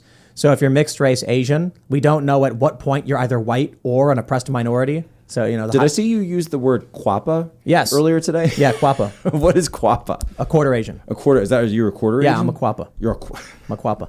I tweeted, are you allowed to be proud of being a You're a quappa? quappa. That's what they say. That's what they call it. I'm sorry. And I think Keanu Reeves is an octopa, or is that they call it? Something like that? Because hapa is the I thought word. he was half. Oh, Hapa is half. Papa's half. Yeah. Yeah. Yeah. I don't know if he's half. I think Keanu Reeves, isn't he? Is he half? I think he's a track of mix. this stuff. Yeah, I know, right? Yeah, like yeah. But my point was like, He's part am I Japanese, I know allowed to that. say Quappa pride? Like, Quappa pride. what's the degree of white you're like to where you're not allowed to be proud of what race you are? You Right. know what I mean? Right, exactly. Well, Like- you're not allowed to be proud of being Italian anymore because they tore down Christopher Columbus and Not in Philadelphia. he sucks and you're Not not, in allowed Philly. to be Italian. No, in Philadelphia, we had a little bit of a different response when they tried to take down the Christopher Columbus statue. A bunch Well, of Nikki big Haley, the boys Nikki came Haley down, let surrounded that Christopher- statue and said, Wasn't it "Nope." that? My No, brother that was there, Confederate yeah, flags. and it was it got a little dicey, shall we say? And it's like interesting. you're not taking Chris, so why don't you get out of here? You're not taking Chris. Christopher ain't going nowhere. All right, let's go to Super Chats. If you haven't already, would you kindly smash that like button? Subscribe to this channel, and for my birthday, head over to timcast.com and click that Join Us button and become a member, because we're going to have a members-only, uncensored live show for all of you. They go up at about 10 p.m. Once it wraps, it's archived. You can watch it at your own leisure whenever you feel like watching it. And you can follow the show at Timcast IRL. Let's read what y'all have to say here. All right, the coding chicken. Oh, interesting. Says, happy birthday, Tim. Hope you had a great day and spent time with friends and family. I had crab dip. It was fantastic. Ooh. Oh, Crab that's dip. lovely. Yeah, Cassandra got me a pie caken. I think it's called pie. It's cheese. It's a pie on the bottom, cheesecake in the middle, and then cake on top. It's amazing. That's really yeah. bizarre. Yeah. I had crab dip quesadillas the other day. Ooh, crab. Oh dip, my so goodness, that So good. sounds so Sounds good. amazing. It was amazing. It was literally amazing. I want that. should Happy have it. birthday, Tim. All right. Squirrel Guy says, I don't have the money for a membership on YouTube and the site. When will the app be available? So the app is like ready to go. The issue is Apple has like a security protocol, I guess. So like the app's been done and I don't know what's going on. I'll put it this way. Unless I directly do everything myself, it stagnates. For whatever reason, it's hard to delegate tasks to other people because there's only so much people. It's a combination of factors, but one, if I have to sign off on something and someone else can't, then everything slows down. But yeah, I don't know what's going to happen.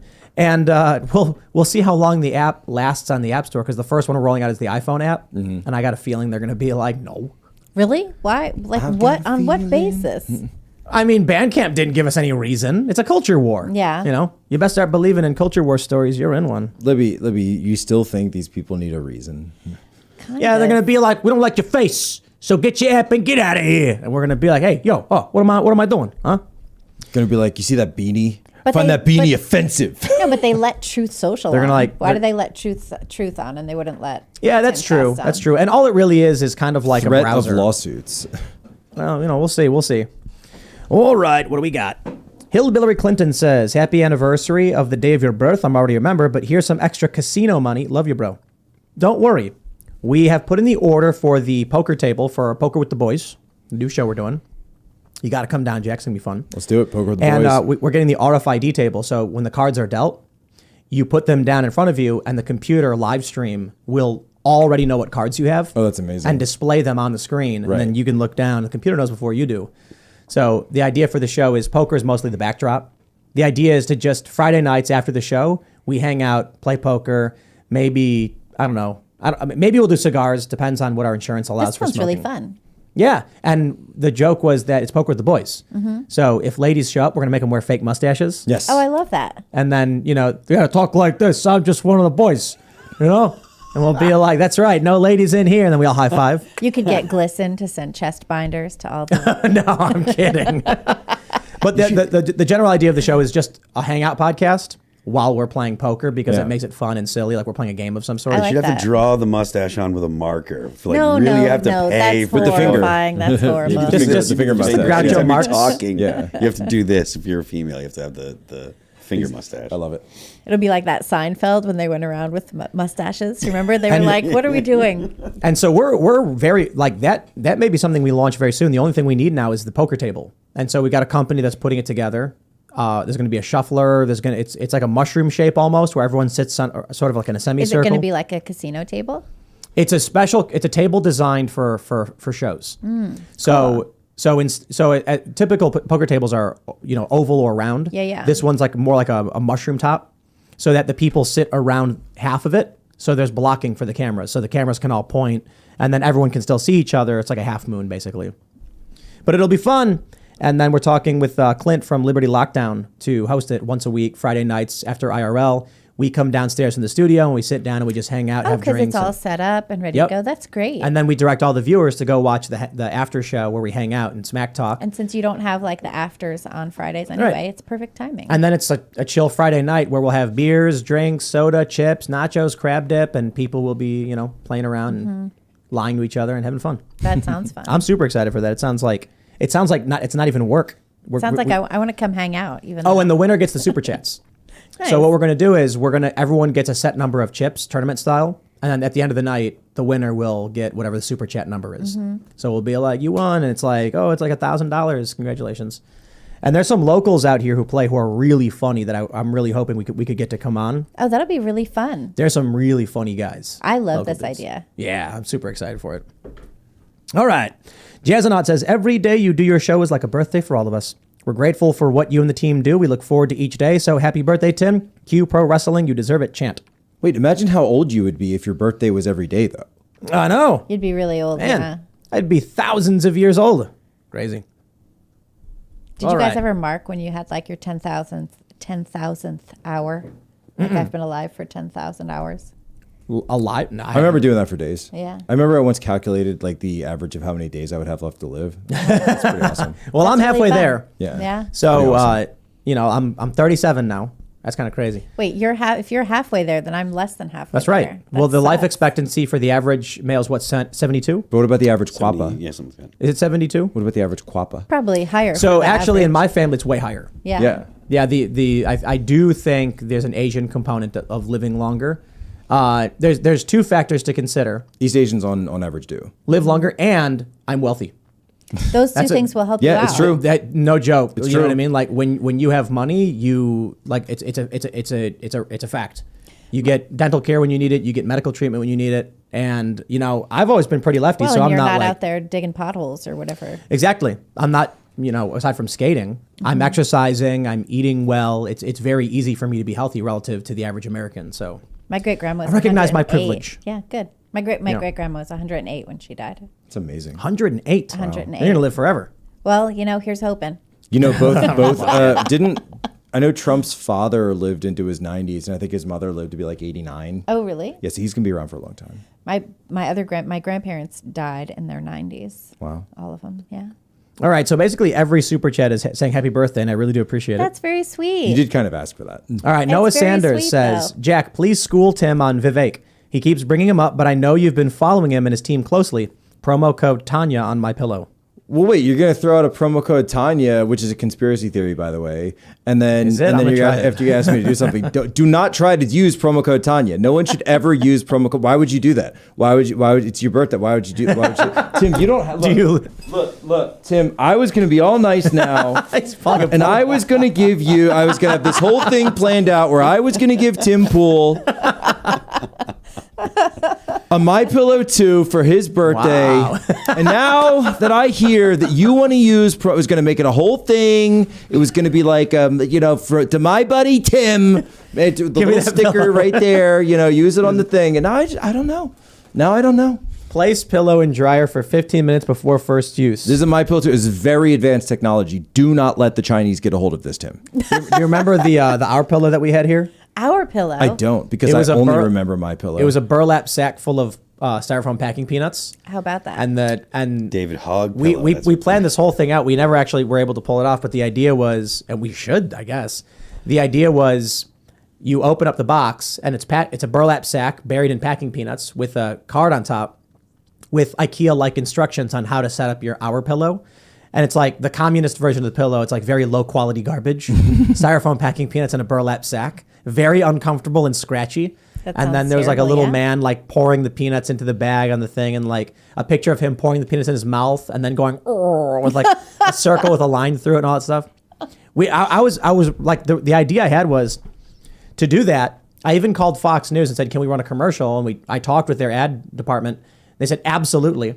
I explained the goal of the commercial would be a Soviet Russian sounding guy explaining why Our Pillow is better, and that you have to use it and sacrifice and accept how awful the pillow is for the good of our comrades. in Soviet Russia, pillow sleeps on you. Well, it's just like, so here's a funny thing. I've got a Soviet handgun and it sucks and nobody ever wants to use it at the range because it hurts. And that's like very Soviet. It doesn't matter if it hurts you, as long as it works, it's cheap and you can mass produce it. So that's like the idea of the Our Pillow. Do you know that Soviet cosmonauts were issued sidearms? Wow. Yeah. You never know what's going to find in space. No. The idea was because when they landed, they were always planned. The plan was always that they would land in Siberia with their capsule, and then so they, just in case they were attacked by bears, that they would give they would give the cosmonauts, and they even developed a special gun just for this purpose, so that they would, if they landed in Siberia and you need a handgun to kill a bear, you would have that. I'm genuinely excited for It's like this the most My Russian thing Pillow I've too. ever heard of. Are you going to put it in the dryer first? Yeah, literally. As soon as we wrap up, I'm going to throw it in the dryer before You got to bed. do it. I want to not even review. kidding. It's going to be nice and warm. Well, I had too. the My Pillow one like a year or two ago, a couple years ago. Yeah. I think we lost it in the move, to be honest. I don't know what happened. So but you needed a My Pillow to begin with. Yes. There we go. And I There really we liked go. it. I actually thought it was fantastic. But what I like doing is taking a regular pillow with a My Pillow on top. That was my jam. That's not And bad. I thought it was fantastic. See, I'm just all My Pillows. Just Tanya and I. It's 50 of them. It's all My Pillows. Didn't we have a bunch talk of them. about filling up a room of My Pillows, and then like jumping in it? Yes. Yeah, we need to do that. Maybe oh yeah, we talked about that because the new studio we're building has got like a recreation space. Right. And we were like, instead of doing an airbag, we should do a pile of My Pillows. Yes. That would be awesome. What's and an then- airbag? So like we have airbags outside. So when you can land on them. Oh, for skating. Yeah, so you can launch up in the air and you land on an airbag. If you fail and fall, you bounce on an airbag. If you land, you can ride off the airbag because it's pressurized, so you can still move on it. So we wanted to do a foam pit. Foam pits are designed so you can try and do dangerous things and land in a foam, but you don't get hurt. So if you want to learn how to do a backflip or a front flip, instead of foam though, we should just get a bunch of My Pillows. Yes. And then have a My Pillow pit. Exactly. That sounds really funny. Yeah. Promo code and then Poso. you can jump off the 20-foot tall studio building into the pit of My Pillows if you're brave. And you can do like the razor's edge to your brother. Bam! That'd be scary. Drop him in there. I've done, I think, like a 15-foot drop into a foam pit once. Wow. It's scary. Yeah, It's very sounds scary. But I you mean, just I've done like aim true. You know, I've fallen into a foam pit, and those things are hard to get out of just from like a half a foot. I got stuck in one. Charlie had to help me out. All right, let's read some more. We got Bunga Hooch says, in the realm of creating counterculture, it's important that we create media for younger audiences as well as older ones. I plan to launch a web comic by the end of this year to do just that. Happy birthday, by the way. I appreciate it. All right. Atomic Storm says, hope you read Hot Dogs Up for Poso, he'll know. At what point do we protest in front of where they are holding the J6 political prisoners? This is a massive injustice. Who said that about the hot dogs? No hot dogs. Absolutely not. I am tracking every single one of you with these And hot dogs. I just remembered, too, that other guy asked about Vivek and wanted you to talk about him. He did. Yeah. I did the political thing where I changed the subject. It was very clever. It was, I know. So no. So I mean, I think when I hear like America First 2.0, it strikes me as like, well, this just seems very similar to like the Paul Ryan, Mitt Romney stuff, just rebaked over again of, you know, magic dirt, and we're gonna increase immigration, and we'll be strong on national security. It just kind of sounds like going back to the old style of things. I'm just looking at these slippers real quick. What is this? All season men's slip-on slippers. And it's like, I remember when Andrew Yang was on the left and everybody said, oh, it's going to be, you know, he's going to be the new thing and it's going to be great. And it was just like flash in the pan and then totally disappeared. And I don't think there's a lot of, I honestly, as much as ever, there's a lot of talk that people like to talk about third parties or new parties, or I just don't see a realistic place for them. You know, I mean, even with MAGA as kind of the I guess the heart of the Republican Party now. It's the closest thing to a third party that we have in America. Yeah, I mean, it just exists within the Republican Party. Yeah, you know, Much because to their dismay, really. Yeah, obviously, it's wonderful. But even that, like the MAGA Party or the MAGA wing of the Republican Party is attractive to some libertarians. You know, some of the less, the non-establishment libertarians. I think there's a lot of issues of overlap there. I think foreign policy, obviously, very simpatico in terms of like you actually saw Matt Gaetz, right, who's like probably the most MAGA Republican member of Congress right now, come out yesterday and put up an amendment to pull our troops out of Syria, right? Yeah. An argument that the old party never would have made. One which, to their credit, the squad all agreed with. Mm-hmm. So now I'm not saying that there's libertarians out there that are furiously typing right now, all you anarchist libertarians, take it easy, all right? I'm not saying that I expect anarchists to be Republicans or anything. So no. But I think there are a lot of issues. There's issues like Bitcoin. They're dealing with the Fed, dealing with the just understanding inflation and the pressures of that. I think there are obviously issues where we would disagree. Right. And that's probably more than social issues, but gun issues, et cetera. Like, I think there's a lot of issues of overlap. Yeah. I was just going to say, I was on the website, I put in promo code Tanya and it made the slippers basically free. That's a glitch, a common glitch that occurs, but $25. No, when you go to check out, it actually just like a hand reaches through the screen and slaps you around a little bit. So you definitely don't want that. You definitely don't want to use promo code. All right. Corey Alexander says, you were actually sitting there doing promo code Tanya this whole time. Yeah, I was trying out to see if it was real or not. I figured it was. It worked. She's watching too. Corey Alexander says, please read this for Phil. I think it's time that you get compared to the likes of Lane Staley? Staley? Staley? Is that how you say it? Chris Weidman for your unique voice, lyric subjects, and song structure. Time to join legend status? Well, I appreciate that. Lane Staley is definitely a legend. He was the original singer of Alice in Chains, for people that aren't aware. Wow. So I appreciate it. Thank you very much for the vote of confidence, and thanks for listening. It's funny, when I was growing up in Chicago, the only thing they ever played on the radio was Stone Temple Pilots, nonstop. Really? Why? Over and over. It was all they did. And now that I'm older, like, I would get so annoyed when they would play the same songs over and over again. I'm like, play something else. But for 15 years, nothing but Stone Temple Pilots. Every fifth song. Yeah. On the radio? Yeah. That's right. Q101 in Chicago. And then now I'm older. I'm like, I turn the radio on in my car and I'm like, how do I get the Stone Temple Pilots on here? Right. I'm like, let's play that. R.I.P. Scott Weiland, man. I Yeah. saw him like 5 or 6 times with the Pilots and his, Velvet Revolver and some of his solo stuff, like Happy in Galoshes. And I remember like, I definitely was not happy when he died, and same with Cornell, Lane Staley.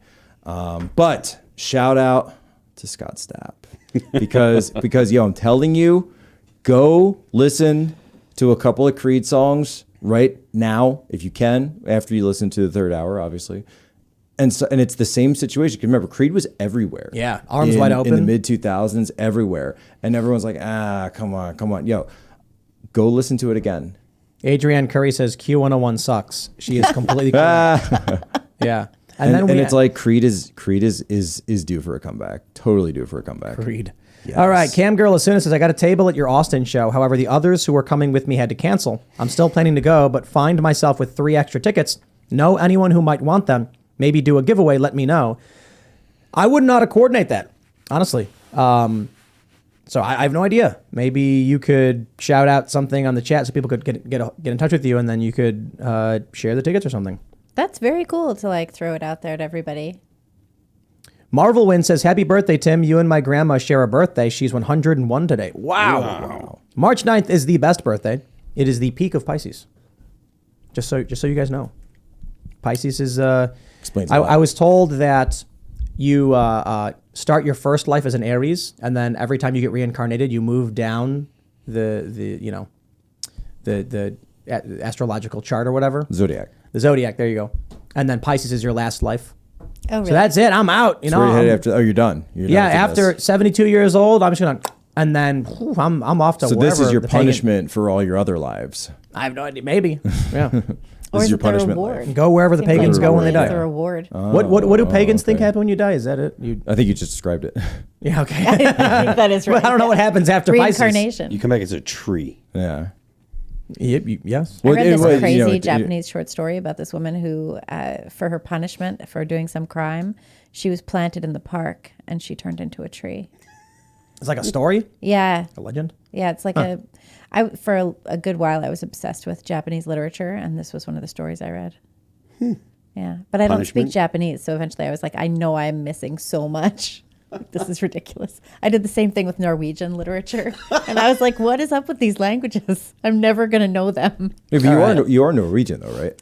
Yeah, I'm a quarter. What is it? Is there a word for quarter Norwegian? Quarregion. Quarregion. Quarregion. Quarse, Course. like Norse. All right. Juan Rhodes says, mental illness versus evil. Look up Richard Chase, the Vampire of Sacramento. Ooh, that's crazy. Yikes. Will it give me an opportunity to use the word exsanguinate? Because I like that word. Sounds like it. It's a great word. Yeah, it's a word you get to use in rare circumstances, just like defenestrate. Right. Yeah. That's a great one, right? Decapitate. Well, decapitate people use all the Car time. crashes. yeah. Yeah. But defenestrate.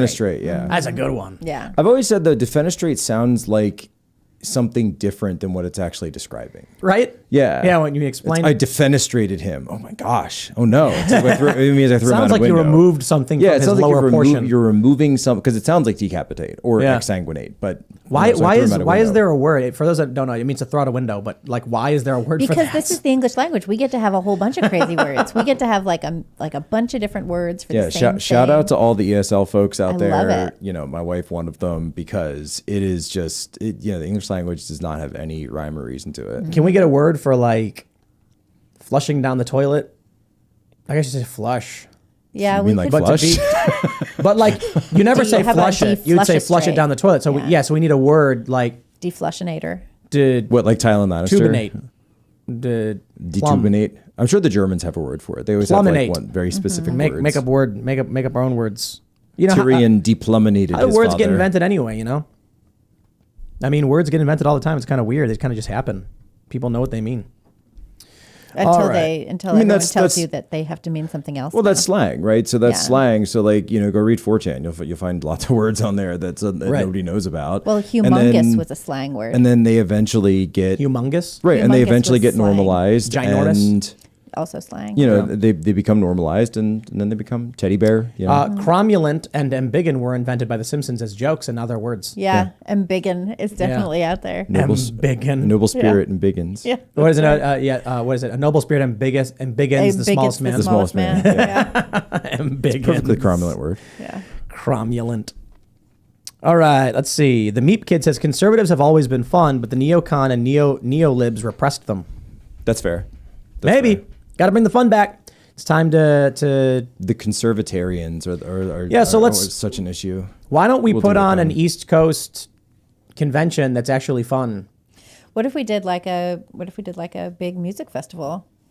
or a big culture fest? Yeah, like a whole big festival where it's not even about politics. I We'll feel get like a- James Just about O'Keefe would be culture. down with that. We'll get a floor, like a big convention floor space where vendors can be, and you'll have music producers, Or just do it game outside, producers. like do a big outside. You'll have summer the festival. My Pillow fluff pit. That would be really That'd funny. be awesome. And then you Right? climb up this post, and then you jump off from like 10 feet into the pillows. Or even better, we could have, instead of a dunk tank, it'll be like pillow tank. It'll be like pillow tank, right? That So sounds and like like we could all suffocation take tank. but we could all take turns. No, you wouldn't suffocate. You'd fall, and then you could take turns on who's the person in the I tank. got a better one for you. The My Pillow Arena. Okay. And it'll be like a wrestling ring. Pillow Oh, like fight. the- it but would like be the like a pillow sumo- fight thing. No, That it's would like be pillow fun. fight. Just straight up pillow fighting. A Yeah, pillow people- fight would be. That would Have be a lot fun. of lawsuits with that. There was that Twitch thing? They tried something like this, and what's her yeah. name? Well, that What's was her name because got they hurt. put foam cubes on the hard concrete ground, and like it wasn't a foam pit. Someone broke So her this back. so this Right. woman, she jumped and landed on her ass, but she landed on the ground and broke her didn't spine. she like broke her back, Ouch. right? yeah, yeah, bad.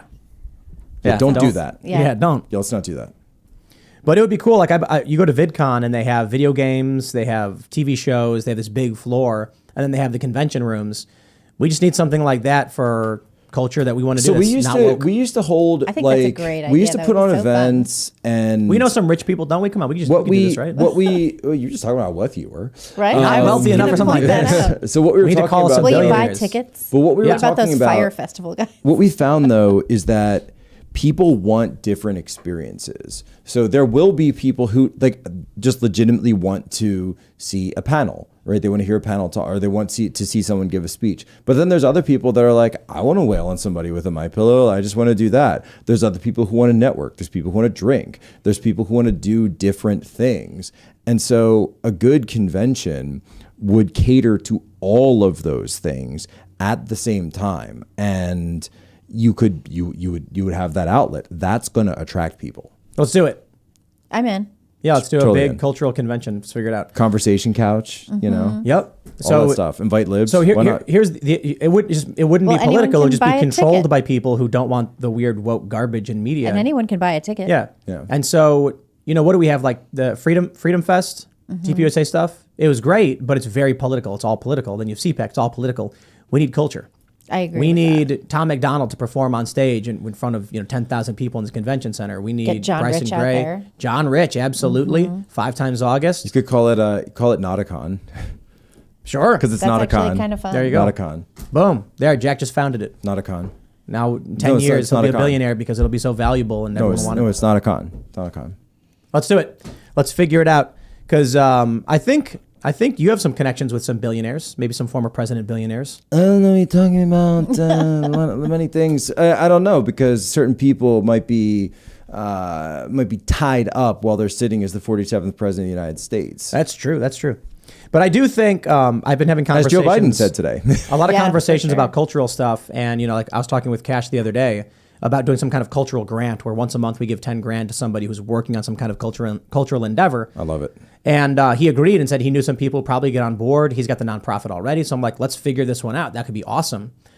Maybe as a component of that, we do a big cultural convention at the end of the year. We bring That's a great idea. Like I- a little bit Aspen It Ideas is. And I'll throw Fest, this a out little there. bit We South by need Southwest, as a little- parent too, by the way, there's such a need for content that is not woke for kids. And I'm not saying it has to be like Veggie Tales and you're like beating people over the head with Bible verses and scripture.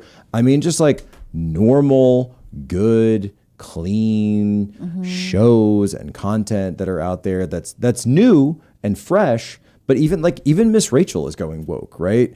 That all of these different, kids content, like that. Then you got Blippi, who's just obviously like a freak, and some of these other people out there that are in this space.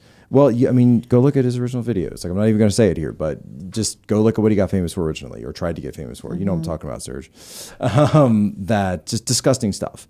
And I don't know what's wrong with people that they haven't developed such of a sense where they can look at somebody like that and say, okay, an adult trying to act like a child and dressing like a child, there's something wrong with that. So I want something that I could show my kids that's just fun, that they're going to like, and they can learn like colors and stuff. Well, and it's interesting, too, what you say about the cultural grant, because a lot of stuff really started changing when granting organizations were specifically giving money for identitarian content. Yeah. And or kind of like BlackRock stuff. and Blackstone and Vanguard and State Street Yeah. started promoting investments and credits for investment in your company based on those same exact characteristics.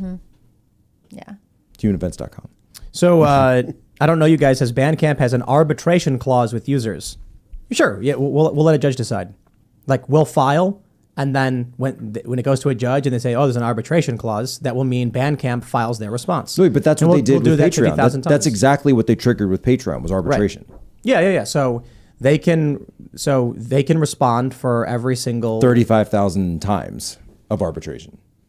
Yeah. I mean, for every customer that they've reached contract with, we'll make sure a judge decides. Because a judge might say, in the wake of 35,000 arbitrations, arbitration doesn't make sense. Right. And so this is the thing. Any dispute arising will be settled by arbitration. Sure. But what happens when the court is looking at 35,000 complaints? They're going to say, no, guys, we can't do that. That's too much. This arbitration is not going to work. They're going to have to do something else.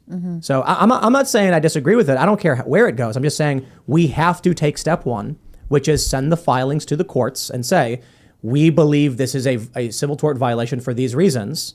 And then the judge can say yes or no. But this idea of sitting back and doing nothing and going, oh, darn, they done it again, is just not working. It's not feasible, yeah. Donald Dixon says, top 5 guests, Michael Malice, Jack, however you spell that, Crowder, and Luke can fight with a potato man for 4th and 5th. Oh, Luke can fight with the potato man for 4th and 5th. Well, the potato man's not here, although I do recommend watching the latest Freedom Tunes cartoon because it's really good. And I, of course, am the voice of Dr. Fauci in it. All right, we'll grab, it's just, a lot of the super chats are, people saying happy birthday. So I don't want to make people think like I'm not trying to find good ones, but I do appreciate it. We'll read one more. Because Reason says the My Pillow Pit 2.0 could be like new Disneyland. Just saying. Amazing. All right, everybody. Are you saying My Pillow Land? My Pillow Land. Ooh, We'll that's actually not bad. Oh, totally. If you haven't already, characters. Smash that like button, subscribe to this channel, share the show with your friends, and go over to timcast.com right now and click that Join Us button. Sign up to become a member. It's my birthday. Do it for me.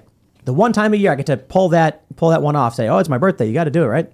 But we're going to have a members-only show live in about 10 minutes. We're going to wrap this one up, then go live on the website where we are going to be uncensored and not so family-friendly. So check that out. You can follow the show at Timcast IRL. You can follow me personally at Timcast. Jack, do you want to shout anything out? Human Events Daily is the podcast. If you want to subscribe, we're on every day. I will be on immediately after this because it's pre-recorded for today. We're going through this Jan 6. I'm going to go through all the emails that the FBI doesn't want you to read. We're going to be asking questions about this family, quote unquote, that was taken hostage in Mexico. And was that really just a tourist trip like they're telling us? And we're going to get into some of these Politico banned words. Right on. I'm Libby Emmons. I am the editor-in-chief at the Post Millennial and at Human Events. I work with Jack every day, and I already listened to the pod. And Libby's my boss now. It's crazy, dude. It is crazy. That's just so nuts.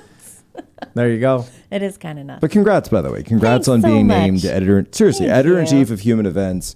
Human Events existed prior to National Review. Oh, yeah. Prior to all of these things. It was the original. So you were in a long line going back to the 1940s, honestly. I'm of editors, stoked. which is amazing. I've been having a lot of fun with Really it. amazing. We've been turning out some good content. It's been Right really on. exciting. Awesome. I am Phil Labonte. Phil That Remains on Twitter. Phil That Remains Official on Instagram. Yeah. Serge. I am Microphone off. muted. I am at Serge.com on Twitter. Please argue with me there. It was a fun one. Glad to have you, All right. Jack and Libby. All right, everybody. We will see you all over at timcast.com in about 10 minutes. Thanks for hanging out.